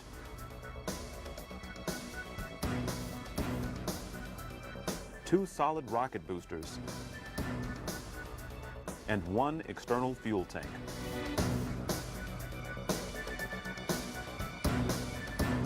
Over a 10-year span, 5 orbiters were built, including the test vehicle named Enterprise, and the 4 space orbiters, Columbia, Discovery, Atlantis, and Challenger. On April 12, 1981, After years of testing and construction, the first shuttle, Columbia, reached orbit piloted by astronauts John Young and Robert Crippen. The first 4 shuttle flights were collectively called the Orbital Flight Test Program and demonstrated how the spacecraft performed under real spaceflight conditions. During these first 4 flights, NASA tested the shuttle as a launch vehicle, habitat for crew members, freight handler, instrument platform, and aircraft. After the 4th landing, NASA declared the shuttle ready for operation. Since that time, the shuttle program has performed well over 100 missions and has accomplished a number of monumental achievements. In June 1983, Sally Ride became the first American woman in space. The shuttle launched the Magellan spacecraft to Venus, the Galileo spacecraft to Jupiter, and the Ulysses spacecraft to study the Sun. The shuttle also has deployed the Hubble Space Telescope, the Gamma Ray Observatory, and the Upper Atmosphere Research Satellite. Another key milestone came in 1998 when astronaut John Glenn, the first American to orbit the Earth, returned as the oldest man ever to reach space as a member of the crew of Discovery on a 9-day mission. The shuttle has also been instrumental in constructing and outfitting the International Space Station, while also being used to carry large payloads to and from orbit and perform servicing missions on satellites. The design, now approaching its 3rd decade, is still state-of-the-art in many areas, including computerized flight control, airframe design, electrical power systems, thermal protection system, and main engines. Even though the sophisticated shuttle program suffered the devastating losses of the Columbia and the Challenger, its successful missions have made great strides in space travel and exploration during its short history. More than 100 documented NASA technologies from the space shuttle are now incorporated into the tools we use, the foods we eat, and the biotechnology and medicines used to improve health. Although plans are now in the works to retire the fleet, the Space Shuttle program will forever hold a special place in the history of space travel, not only for its unique design, but for the history and technologies it brought to all of us. The Space Shuttle has been one of the most valuable and important tools in our quest to increase our understanding of space. It is scheduled to go out of service in the near future, being replaced by the new Crew Exploration Vehicle. Up next, we'll find out exactly how sonic booms work.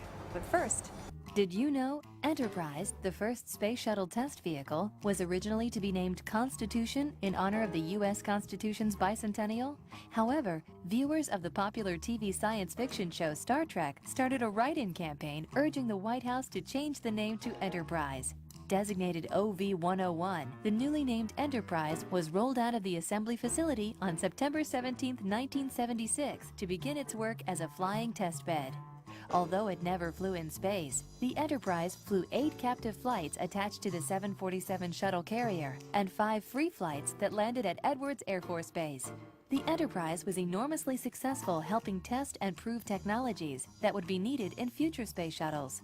In November 2003, Enterprise was moved to the Smithsonian Stephen F. Udvar-Hazy Center near Washington Dulles Airport, where it is now on permanent public display. today in our busy world, one of the key prerequisites for many people in personal and business life is speed. This is especially true when it comes to aviation. Although air travel is almost always the fastest means of travel, many would like it to become even faster. Though the technology exists for aircraft to fly at speeds faster than the speed of sound, today's aircraft don't because of the problem with sonic booms. To help lessen the impact of these booms, NASA researchers are attempting to find a way to help aircraft move faster without causing disruptions on the ground. Our own Johnny Alonso spoke with researcher Dr. Kevin Shepard at NASA Langley Research Center to learn what a sonic boom is and find out how it works.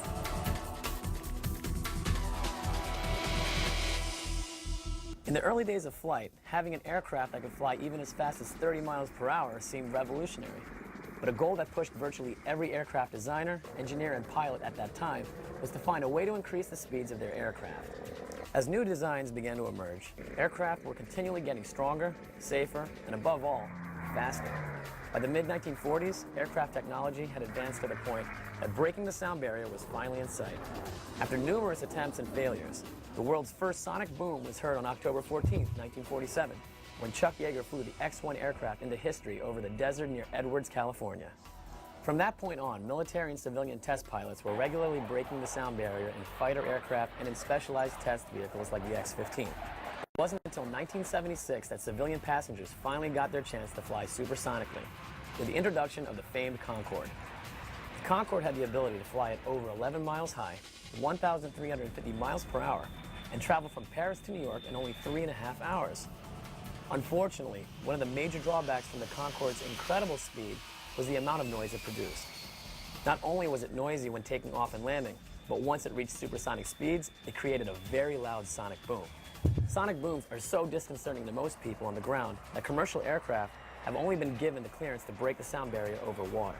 So, are we just relegated to flying below the speed of sound? Well, maybe not. To help us understand what causes a sonic boom, and if there's anything we can do to lessen its impact, I spoke with Dr. Kevin Shepard at NASA Langley Research Center to find out how it works. Any vehicle traveling faster than the speed of sound creates a sonic boom. What actually happens is shock waves, which are pressure rises, are developed near the airplane, and as those travel to the ground, what we perceive as a noise, in fact, is this sudden pressure jump, much like a rifle crack or a balloon popping.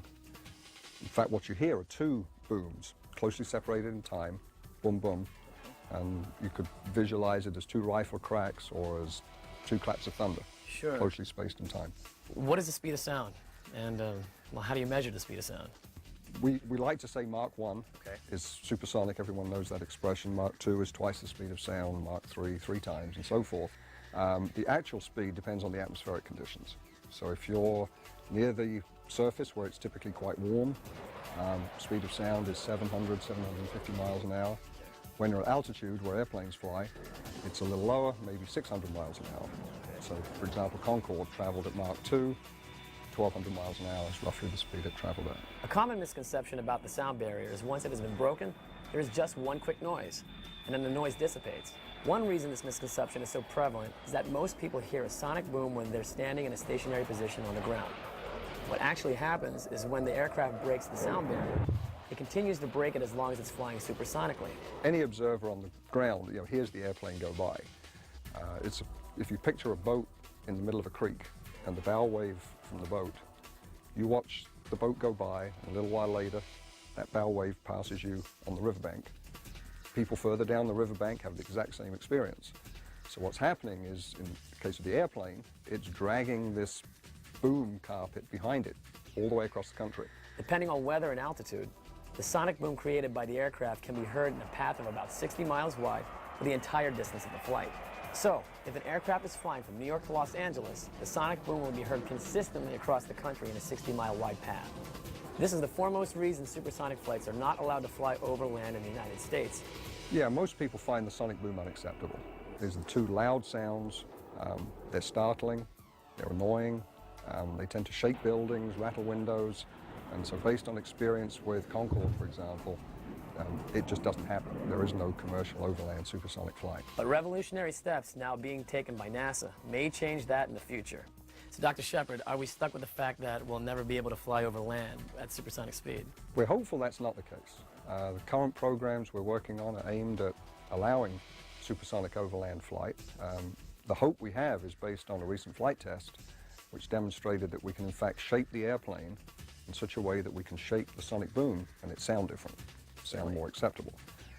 This has been known in theory for 40 plus years, but it was only demonstrated within the last couple of years with a real flight vehicle. Now that's part of the story. The real issue is, can we get the boom low enough for people to find it acceptable? We think we can reduce it. Can we reduce it enough? We're hopeful, and we're hoping we'll have a flight demonstrator within the next few years. So, Dr. Shepard, how do you test sonic booms? I mean, is it always in flight, or can you also test it on land? We'd love to do it in flight. Okay. But building vehicles, as you can imagine, is very expensive, and you don't get to do it very often. So if you've got a theory that this kind of vehicle will make a different kind of boom than this, yeah, we'd like to build the vehicles, but that's not going to happen. So in terms of figuring out what people might find acceptable, we simulate the sonic booms using ground-based simulators, which are basically loudspeaker systems, where we can produce the sounds that would be developed by certain vehicle types. Sure. And that's the simulators that we have here at Langley. They're being used for that, because we hope that will guide the design of the airplanes to ultimately lead to an acceptable sonic boom. Can you give me some examples of what you test in these simulators? These simulators are basically loudspeaker-based systems, so we can make sounds, and we can design them to make sounds that sound very much like real sonic booms.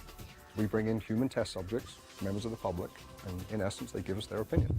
You know, this sonic boom versus another, which actually corresponds to one airplane versus another, because we're trying to design airplanes to give us the right sonic boom. And so the characteristics of the boom is what they're assessing with their ears. If we can solve the sonic boom problem, then we can have supersonic flight over land. People and goods can get from place to place quicker, because our overall aim here is to make the air transportation system more efficient, safer, in this case faster, but also environmentally acceptable. That way we save time, we save money, we have a more efficient system. That's it for this edition of NASA's Destination Tomorrow. I'm Kara O'Brien. For all of us here at NASA, we'll see you next time.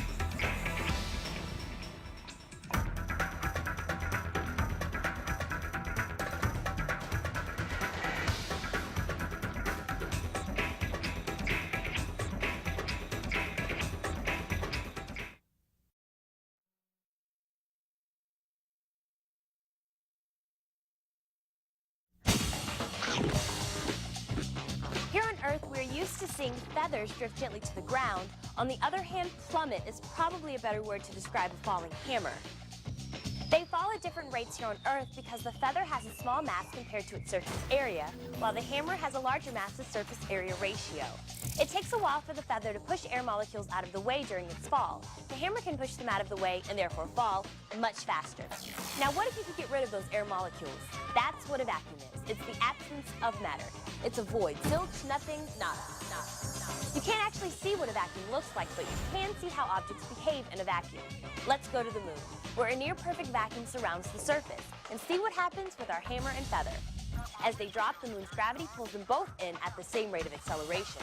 Since all of those tiny air particles, which would have normally hindered their fall, aren't there, both objects hit the moon's surface at the same time.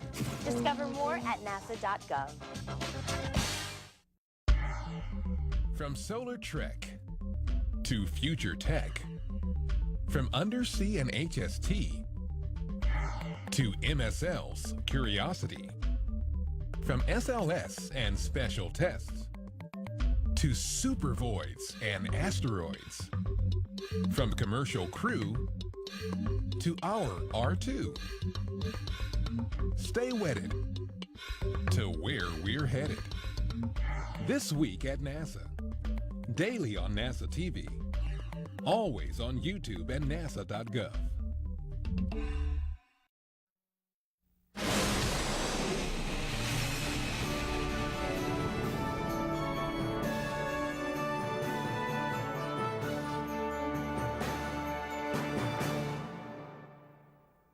Hey, it's Fat Albert. Well, actually, my real name is Kenan Thompson, but I play Fat Albert in the live-action film based on Bill Cosby's hit show. My buddies and I love adventure, but we also love a good challenge. That's why we love the NASA Sci-Files. If you want an adventure in math, science, and technology, check in on the Treehouse Detectives, hot on the trail with their latest case on this exciting episode of the NASA Sci-Files.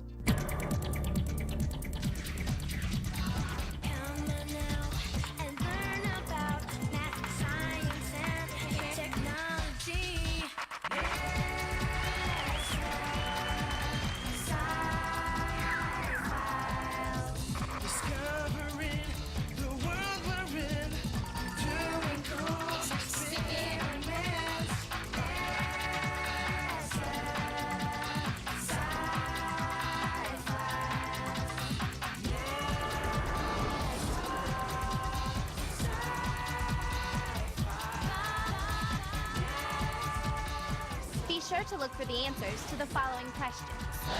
Why is it important to classify animals? Which phylum of invertebrates is most common? What are the 5 classes of vertebrates? When you see this icon, the answer is near.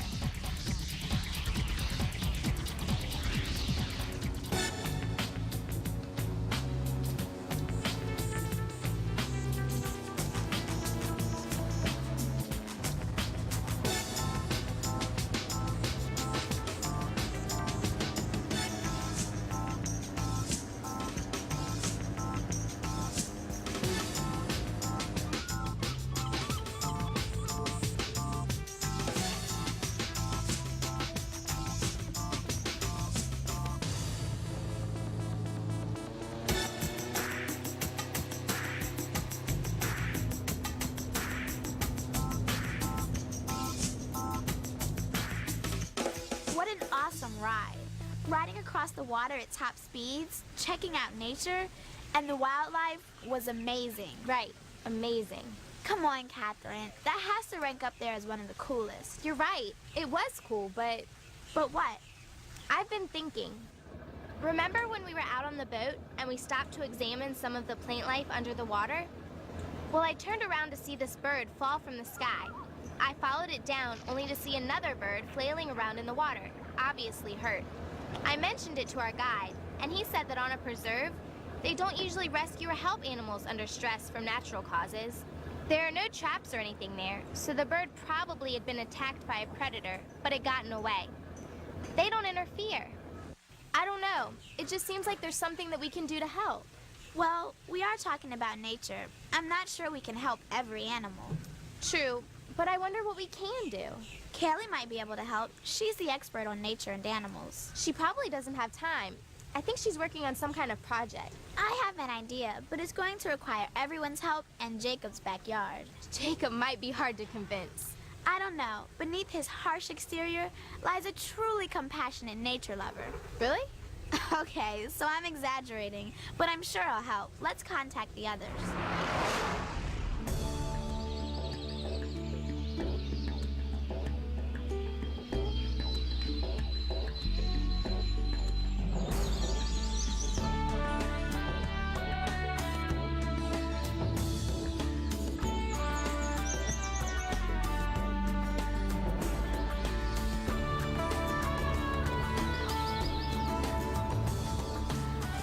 I don't know how you expect me to help you with their wildlife badge research with all this prime real estate just waiting to be developed. Tony, if we build houses everywhere there are forests, there won't be any wildlife. Of course, you're right. By the way, how's the research coming along? I've taken some pictures of our state bird, and I've identified some poisonous plants. But I still have a lot of work to do. Well, I hope you have some extra time on your hands. What's up? I just got an email from Catherine. She said she saw an injured animal in the Everglades, and she and Bianca want to create their own backyard habitat. Sounds cool. Whose backyard? They've talked to Jacob, and he's agreed to use his backyard. I think he's hoping he doesn't have to cut the grass anymore. At least he's doing what he can to help. Good point. But the question is, what can we do? They're short in Florida and don't know where to begin. I'm not sure, but maybe my research for my wildlife badge can help them. Great idea. Let's start with the problem board. Okay, what do we know? We know that Catherine saw an injured animal in distress. And of course we know that animals are a part of the animal kingdom. And we also know that there are many different types of animals. So what do we need to know? I think we need to start with the basics. If we're going to make a habitat for animals, we should learn how to classify and identify them. And which ones we need to protect. So where should we go? Didn't you go on a camping trip to Busch Gardens with your Girl Scout troop? Right. They take care of some amazing animals there. I'm sure they'll help us. I'll email my troop leader. Excellent idea. And don't forget, we have to email Dr. D, Bianca and Catherine, and download a Get Up and Go sheet. You can get your own Get Up and Go sheet at the NASA Sci-Files website. It may take a lot of hard work, but it's good to help.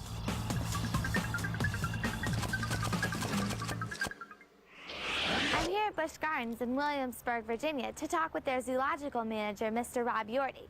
He actually works with wolves here at the park, so it should be very exciting. The wolves are very fascinating creatures, but remember, no cameras, backpacks, and also don't look them in the eye so we won't distract them. No problem. They look like dogs. Well, that's because they're in the same phylum Chordata, subphylum Vertebrata, class Mammalia, order Carnivora, and family Canidae, as dogs are.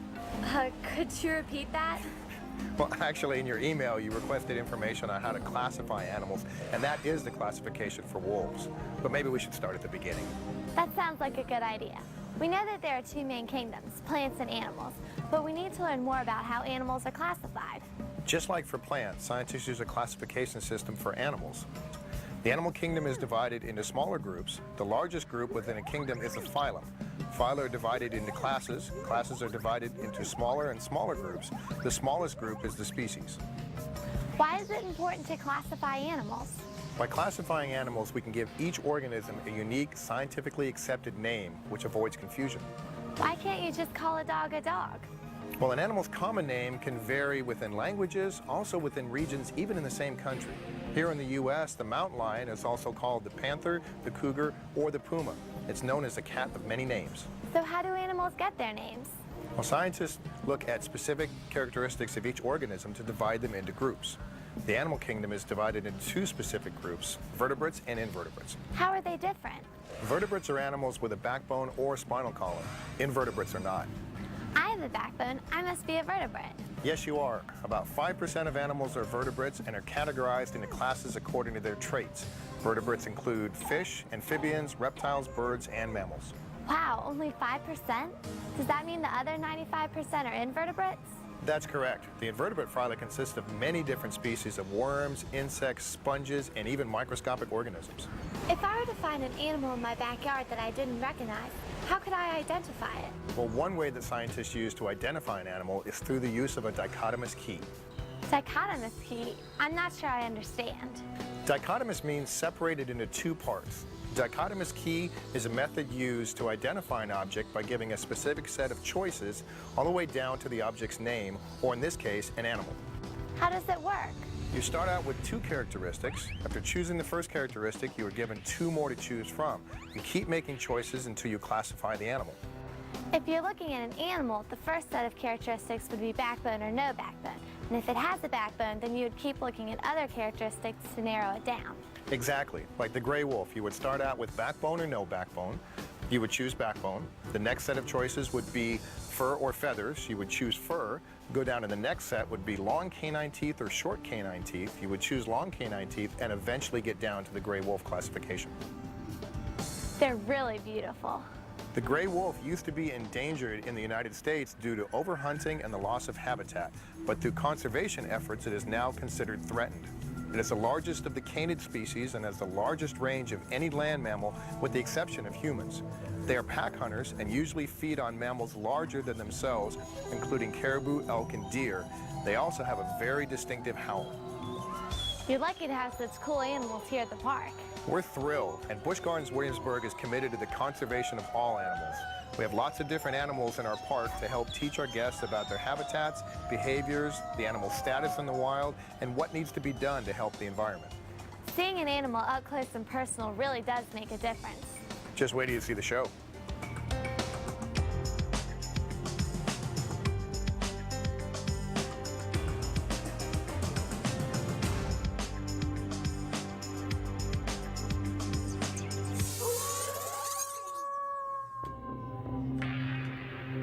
Hi, Kaylee. What a cool vessel. Yes, it is. It's like the kind used to collect bioluminescent organisms. You sure can learn a lot about organisms in this glowing exhibit. Very funny, Dr. D. I was surprised to learn that organisms can give off light by mixing chemicals in their own body, just like mixing chemicals in this glow stick. Right, organisms that make themselves glow are called bioluminescent. Did you know that 90% of mid-ocean organisms are bioluminescent? They use their light to blind their predators, attract prey, and find a mate. Wow, you really know your stuff. In the ocean, you'll find jellyfish, sea cucumbers, shrimp, squid, and octopus that glow. And on land, you'll find fireflies, glowworms, snails, and click beetles. So far, you've mentioned only invertebrate animals. Right. We learned that the animal kingdom is divided into vertebrates and invertebrates. Mr. Yorty at Busch Gardens told us that most of the animals are invertebrates. Very good. The animal kingdom has over 30 major groups or phyla. One of these includes all of the vertebrates, and there are 8 others that include a majority of the invertebrates. Do you know which of the invertebrates are the most common? I'm pretty sure insects are the most common. Insects, including fireflies, are part of the phylum known as Arthropoda. There are more than 1 million arthropod species, and most of them are insects. Does Arthropoda also include crabs and spiders? Yes, it does, along with bioluminescent shrimp. Are snails arthropods? No. Arthropods have a hardened exoskeleton, which you might confuse with a snail's shell. Arthropods also have jointed appendages like wings, legs, or antennas. So snails must be grouped with other shelled animals like clams. Very good. Clams, mussels, and snails, along with octopus and squid, are all part of mollusca. Mollusks are soft-bodied. In fact, mollusca comes from the Latin word for soft. Jellyfish are soft. Are they also part of mollusca? Unfortunately, classification's a little more complicated than just hard and soft. Jellyfish, along with corals, are part of Cnidaria. These animals have tentacles and stinging cells. Cnidaria. That's strange to say. How about Nematoda? That sounds like it has to do with the frog. Nematoda actually refers to roundworms, which have a tube-like body. Earthworms are also tube-like, but they belong to the phylum Annelida, which are segmented animals. Worms sure have some complicated names. Just wait, there's more. Platyhelminthes, which is Latin for flatworm, are the simplest animals that have organ systems. And I thought sea cucumber was a strange name. Oh, sea cucumbers are from the Echinodermata phylum, along with sand dollars and starfish. These spiny skin animals have suction cup feet. The next phylum is very simple. Finally, a simple name. No, the name is not simple, but the animals are. Sponges are part of the Porifera phylum. These primitive animals have no symmetry, tissues, or organs. Wow, classifying animals is harder than I thought. I hope we fare better with our backyard habitat. Have you heard from the others? Bianca and Catherine are researching vertebrates. They made a contact at NASA Kennedy Space Center, so they should have some excellent data. True. I'm going out of town, but if I can help, send me an email. Catherine and I are meeting with Ms. Rebecca Smith, a wildlife ecologist at NASA Kennedy Space Center. Part of her job is to monitor and minimize the effects of the space program on the environment, habitats, and wildlife. Plus, she knows all about vertebrates. Maybe we'll get to see some, other than ourselves. Reach around and touch the middle of your back. What do you feel? I feel my backbone. Exactly. All vertebrates have an endoskeleton, which is an internal skeleton with a backbone. They have small bones called vertebrae. They typically consist of a bony arch that encloses a hole for the spinal cord and have stubby projections that connect with adjacent bones. Why do vertebrates, need an endoskeleton? It supports and protects the internal organs of the body and also provides a place for muscles to attach. The vertebrae protect the nerve or spinal cord, and because it is in many pieces, it allows an animal to bend. So if an animal has a backbone, you know it belongs to the phylum Vertebrata. But how can you determine which class it belongs to? You have to look at other characteristics or attributes. A key difference among vertebrates is how they regulate body temperature. What do you mean? The frog and the snake are both cold-blooded animals called ectotherms. They don't have an internal ability to control their body temperature. They rely on heat from the environment to keep them at a temperature for life processes. So when it's cold, their body processes slow down, and when it's warm, they speed up. What about warm-blooded animals? They're called endotherms. Their bodies can regulate heat, so they maintain a constant body temperature even if the temperature changes around them. Shivering, panting, and sweating are some of the ways that endotherms can control their body temperature. Which classes of vertebrates are warm-blooded and which are cold-blooded? There are 5 classes of vertebrates. Fish, amphibians, and reptiles are cold-blooded. Birds and mammals are warm-blooded. So once you know if they are warm-blooded or cold-blooded, what other characteristics can you use to determine an animal's class? Each class is very different. For example, fish have fins, gills, and most have scales that cover and protect their body. They live in a variety of aquatic habitats from saltwater to freshwater. So all fish aren't the same? No, there are 3 types: jawless fish, cartilage fish, and bony fish. Amphibians live in water. How are they different from fish? Unlike fish, most amphibians only spend part of their lives in the water and the rest of their lives on land. There are 3 types of amphibians: frogs and toads, newts and salamanders, and caecilians. Why do they spend time on land and in water? Amphibians need the water to lay their eggs. The young are also aquatic for a time before they go through metamorphosis. Metamorphosis is the process that occurs when an animal changes form as it develops into an adult. That's correct. For example, a frog develops from an egg to a tadpole and then to an adult. What about reptiles? Snakes are reptiles. You want to see a corn snake? Sure. Come on. Some reptiles, such as water snakes and sea turtles, live most of their lives in the water. But reptiles are primarily crocodilians, turtles, lizards, and snakes that can live on land from birth to death without returning to the water to reproduce. This is a corn snake. Most snakes in the U.S. are not poisonous and are actually beneficial to us because they occupy an important ecological niche, such as keeping the rodent population under control. She's cool. What about birds? Birds are unique because they lay hard-shelled eggs, they have beaks, wings, and feathers, and lightweight hollow bones that make it easier to fly. So that leaves us mammals. That's correct. Mammals have hair, give live birth, and feed milk to their young. There are 3 different types of mammals: the egg-laying mammals, the pouched mammals or marsupials, and the placental mammals, which are the largest group. Don't mammals live in a variety of different habitats? Animals such as whales and dolphins live in the ocean, sloths live in the trees, bats fly around, and moles live underground. Wow, I never knew animals were so diverse. It must be fun to study animals every day. And challenging. For example, whenever a new building needs to be built or a pipeline needs to be laid, we go to the area and survey the site to see what animals will be affected. Whenever possible, we move the animals out of harm's way, and we work closely with project managers to reduce or eliminate the impacts. Thanks, Ms. Smith. Now we need to research what animals need. Mr. Mario Moda, a colleague of mine, might be able to help you. Great! Protecting animals may be more difficult than we thought. I know Kaylee and the other treehouse detectives are working hard, but we still have a lot to do. So what's up? What kinds of animals will Jacob find in his backyard? Will the treehouse detectives find a new species? Is a backyard nature preserve a good idea?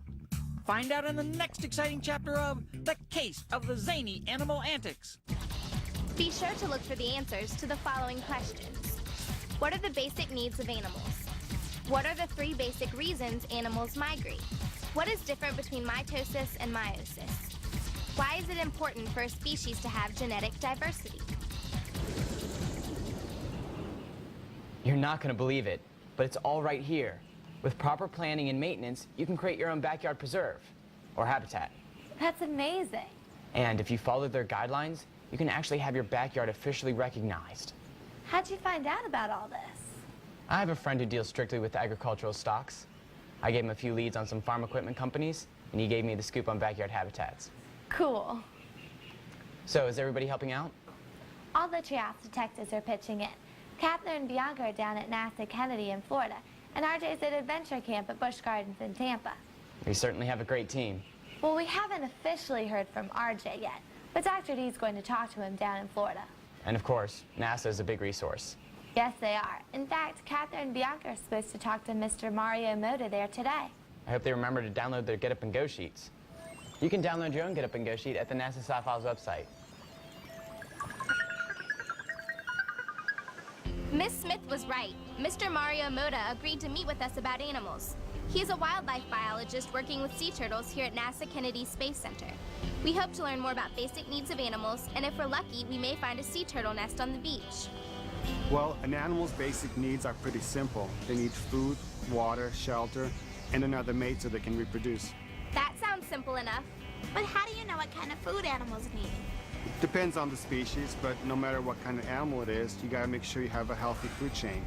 Do you know about the food chain? We've studied the food chain in school. It's the process of energy being transferred from one organism to another. That's right. All living things need food for energy. Producers such as plants, algae, and other organisms convert light energy into sugar molecules that the plant uses for food energy. A portion of this energy is passed on when animals called consumers eat the plants. And then other consumers eat the consumers that ate the plants. Very good. And then energy stored in the molecules of one organism is transferred to another organism. Making a food chain. Plants are at the bottom. Animals such as deer and rabbits are called herbivores, and they eat the plants. The herbivores are then eaten by a carnivore, such as a wolf or lion. Aren't there some that eat both plants and animals? Yes, they're called omnivores. In the final stage of the food chain, when an animal or plant dies, they're broken down by bacteria called decomposers. Decomposers turn the remains into materials that can be used by the plants. Food chains seem simple at first, but they're really complex. In a habitat, there are many feeding relationships. Some can be very complex, so scientists use a food web to better show these relationships. A web like a spider's web? Actually, a spider's web is a good analogy. It is intricately woven and connected just like a food web. What if something happened to an animal's habitat? The food web would be disrupted, and it could disrupt the balance of plant and animal populations. What do you mean? Let's say a fire destroyed a habitat and removed all the plants. Without plants, then the herbivores would not have food to eat. Without herbivores, then the carnivores would also starve. The animals would have to move to a new habitat. It's not always that easy. Some habitats are small or enclosed by human development, such as subdivisions, making it